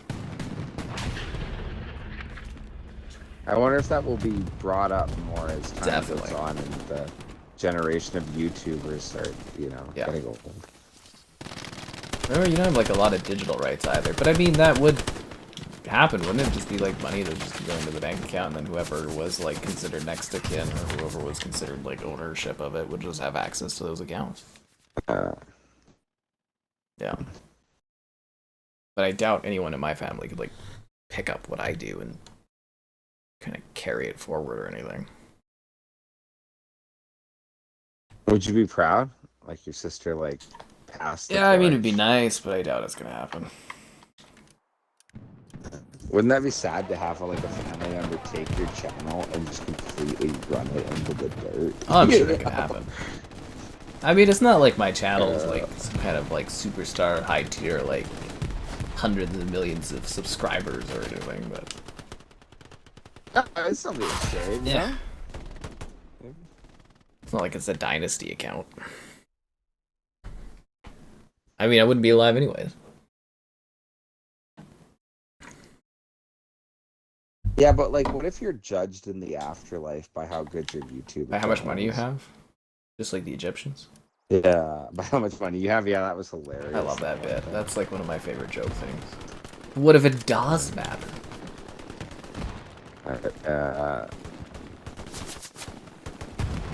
Some like Sphinx creature. Like, what are they not passing that on? It was very important. John, or was that like Mitchie that was with? Where I'm like, what if it is about currency in the afterlife? I want to say that was us, but maybe it goes. No, there was like a donation thing that like triggered that. Where it's like, oh, I don't need money when I die or something, and I'm like, but what if it does? Like, what if you do? Yeah. There was another one too where I was whining about that one woman, and it was like somebody did like a timely donation right to it, where it's like I can't remember what the thing was, but it was fucking hilarious. I love your random like, hey, there's this girl I saw. I kind of hope I talk to her again, and then it just turns out to be like some like cheesy comedy. It's like something so comedic. Like what was it? The cosplay girl, which is hilarious. I've had, I think you can back this up. I've had 3 women that turn out to be like lesbians, basically. I think like 3. Yeah, that's so statistically unlikely. Oh, it is. It's comical. Like literally comedy worthy. You know, like, oh hey, this is gal. You know, I see her again. Kind of, you know, I might try talk to her. You know, obviously respect. And there was the catfish one too. Well, not catfish, but yeah. Yeah. Oh yeah, the cat. Yeah. God. And then there's Laurie. None of this keeps working. Yeah. Out. This is Heartbreak City. But yeah, there was one that somebody donated back whenever that was, like, fresh, and it was hilarious because it was like a pivot off of where it's like, I can't remember what the freaking joke of it was. Something about like getting out there, putting yourself out there, and I was like, I just recently did, and he's like, oh my god, I'm so sorry. Oh man, some funny bits. Oh god, a tank.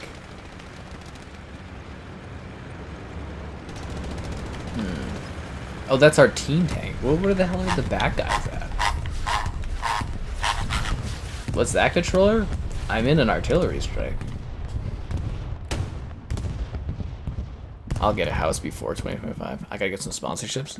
You can't get sponsorships if people aren't watching the fucking videos. Yeah, it's like I'll have some videos do really good, but I'll have like a dud or two, and it's like they look at that and that's how they judge your numbers and stuff, and you can't get anything. I'm not even kidding. I've missed out on lots. Whatever happened with that sweet Shadow Legends money? That ever get back to you or no? I've had a few of those I did. Yeah, I've had a few of those actually be successful and stuff, yeah. I think I did 2 or 3 Shadow Legends streams. Like, I get the odd sponsored stuff, like content and that, but it's like, yeah, they judge you on your numbers, and I put out a lot of content. It's like, not all of it does, like, super well, and it fucking hurts your ability to get those sponsorships and stuff. It's kind of funny. Do you think there will be a point, like, possibly, I think I'd even be referencing now, where it's like, you're big enough that you'd almost be better not to ass pump out videos? I have yet to see that try like work on what would be uber popular. That's still not relevant now. If anything, getting 100,000 subscribers has like made things, I think, worse. Yeah. Really? It's like a negative feedback loop, it seems like. I don't know how to describe it. What, as in like it's slowing down? Oh, subscriber growth? Oh, definitely. Everything slowed down after COVID stuff. Really? I still do good, but it's like, see, the problem is too, is you get new subscribers. And the new subscribers are the ones that get pushed stuff because they're new to your thing. And if they don't like it, then it doesn't get pushed to old subscribers. And it's like a negative feedback system. So the new subscribers you gain have to like the new stuff you like. So if I get a subscriber that likes, say, a DayZ video, they don't care about my streams at all. It impacts the streams because they like don't click on the stream to watch it. And then older people that used to watch the stream don't get access to the stream. Like, it doesn't get sent to them. I myself found that I get more suggestions from your videos the more I interacted. And at like certain points where like I don't check something out, I'll stop getting suggested it. Yeah. Ratio of views to subscriptions? Oh, that doesn't matter at all. It's just your average videos over like a recent period of time is what is determined for like money you get for sponsorship stuff. A house before 2025. I mean, that's the goal. I kind of wanted to get a house this year, but market doesn't really seem to be getting, like, it's actually recently it looks like things are getting a little bit more affordable, so I'm hoping that like continues next year and then I can snag something decent. Modern Warfare 3. Codfest was a complete fucking failure this year. It was like a 50 to 60% drop over last year. Yeah. Really? What, just on your just on the streams of Codfest compared to Modern Warfare 2 and Vanguard. It was 50 to 60% lower than those two. It was awful. That's actually wild, because thinking about it, you always stream COD for like a long time, like 2-3 weeks straight. Yeah, you know. Yeah, it was a colossal failure this year. Just the words not worth it. There just wasn't. It was like half as many views. It's still like good and fine, but it's just like I'm also bored of the game because it's just the same crap. But like huge underperformance. Like thankfully, I don't make much money off of the streams, so it's not like a big deal. But the streams are important because they bring in new people. Usually. I also think YouTube's getting more competitive for streaming. Like I see a lot more people streaming now. There's a lot of competition. So hope you guys always enjoy the content. Kevin, check out the plaque. No, Kevin hasn't actually seen the plaque. Yeah. Did you get your I cake? did. Did you see the first version of the cake? Nice. No, I didn't my actually. God, dude. Was it spelled properly?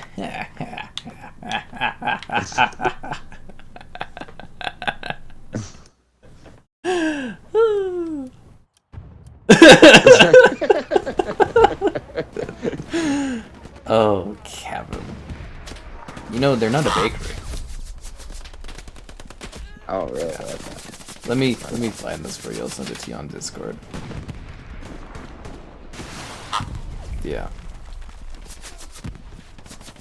I'm surprised I never sent it to you. Anyways, there you go. There's the picture of it.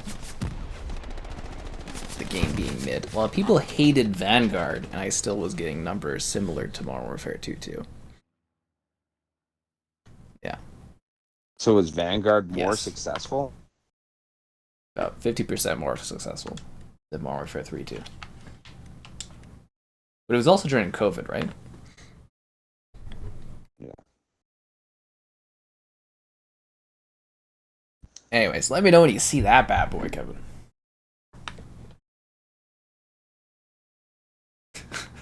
They should show in the chat, I guess, if people haven't seen it. Let me find this. It's so fucking funny. I just get screwed on everything in life. Oh, it's YouTube. That's not bad Read it. looking. Come on, man. That looks atrocious. Oh, no way. Yeah. Okay. That's It took like 2 or 3 more versions, but we did end up getting a much better cake. There's the last one. So that's just...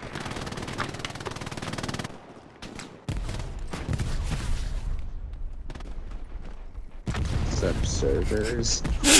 Subscribers. Last time was subscribers. Okay, so what was supposed to happen is I was supposed to get a really fancy cake, like an expensive one, from one of my mother's at work's friends. But she was like sick, and then she just wasn't really interested in doing the cake, so it was delayed, and I'm like, fuck it, I'm going to Dairy Queen. And I'm like, please spell it correctly. For the love of God, just like, you know, write it down. And then, yeah, she's like, well, we're not a bakery, and blah, blah, blah. I'm like, it's fucking basic spelling, like... So anyways, from now on, if I ever have another landmark, I'm gonna go to Dairy Queen again, because I want to see how many times in a row they can spell it wrong. That's funny. Yeah. And then there was some people that were giving me crap, complaining about my cake like shaping up like that. You know, it's like I'm paying money. Like it's not cheap. They're like 40 something, like $50 for that cake. And it's like I'm not asking for like an intricately designed anything. It's just basic writing. Where are we going? Are we just defending? I think we're just defending. Good morning from England. Hello there. Well, I don't know. You put it best. It's spelling. How would you not know? It's the basic thing too, and she didn't follow like the writing at all, because like the writing for the thing was like, what the hell was it? Let me look, because I got the picture sent to you. So like I was like, I want a silver button, because it's like the silver play button is 100,000 subscribers, and I was like the bottom text is supposed to be green, so she made the bottom text black, spelled it wrong. The button's red, it's supposed to be silver. Like she didn't even read the fucking instructions. And it's not like this, people like were like, oh, it's like a 13. No, this is a woman that looks like she's like 20 something years old and can't fucking spell. And this is like her job is doing the cake stuff, and it's just like, really? I'm not asking for like a complicated. I'm not asking you to do the Mona Lisa on frickin' cake. The funny thing is, I go back to DQ occasionally, and like the cakes they make there are really, really good. Like there's one where, and I'm like, it's just me. It's just me. Because like my family's been getting cakes from Dairy Queen for like 20 years, and we've had some like masterpieces of cake design. It's just actually, me. You think they could? Yeah. No, that is funny. Because what was it? I think it's like a printed picture or whatever. But I sent you that one DQ cake I got for my birthday last year. It had Vivian Lee on it. Yeah, Scarlet or looks whatever. I good. showed you that. It turned out perfect. And mine? Yeah. It's fucking text, dude. It's text. Anyway, should we call it a day on this? Yeah. Yeah. Alright, guys, you have a good one. Ah, fucking cake.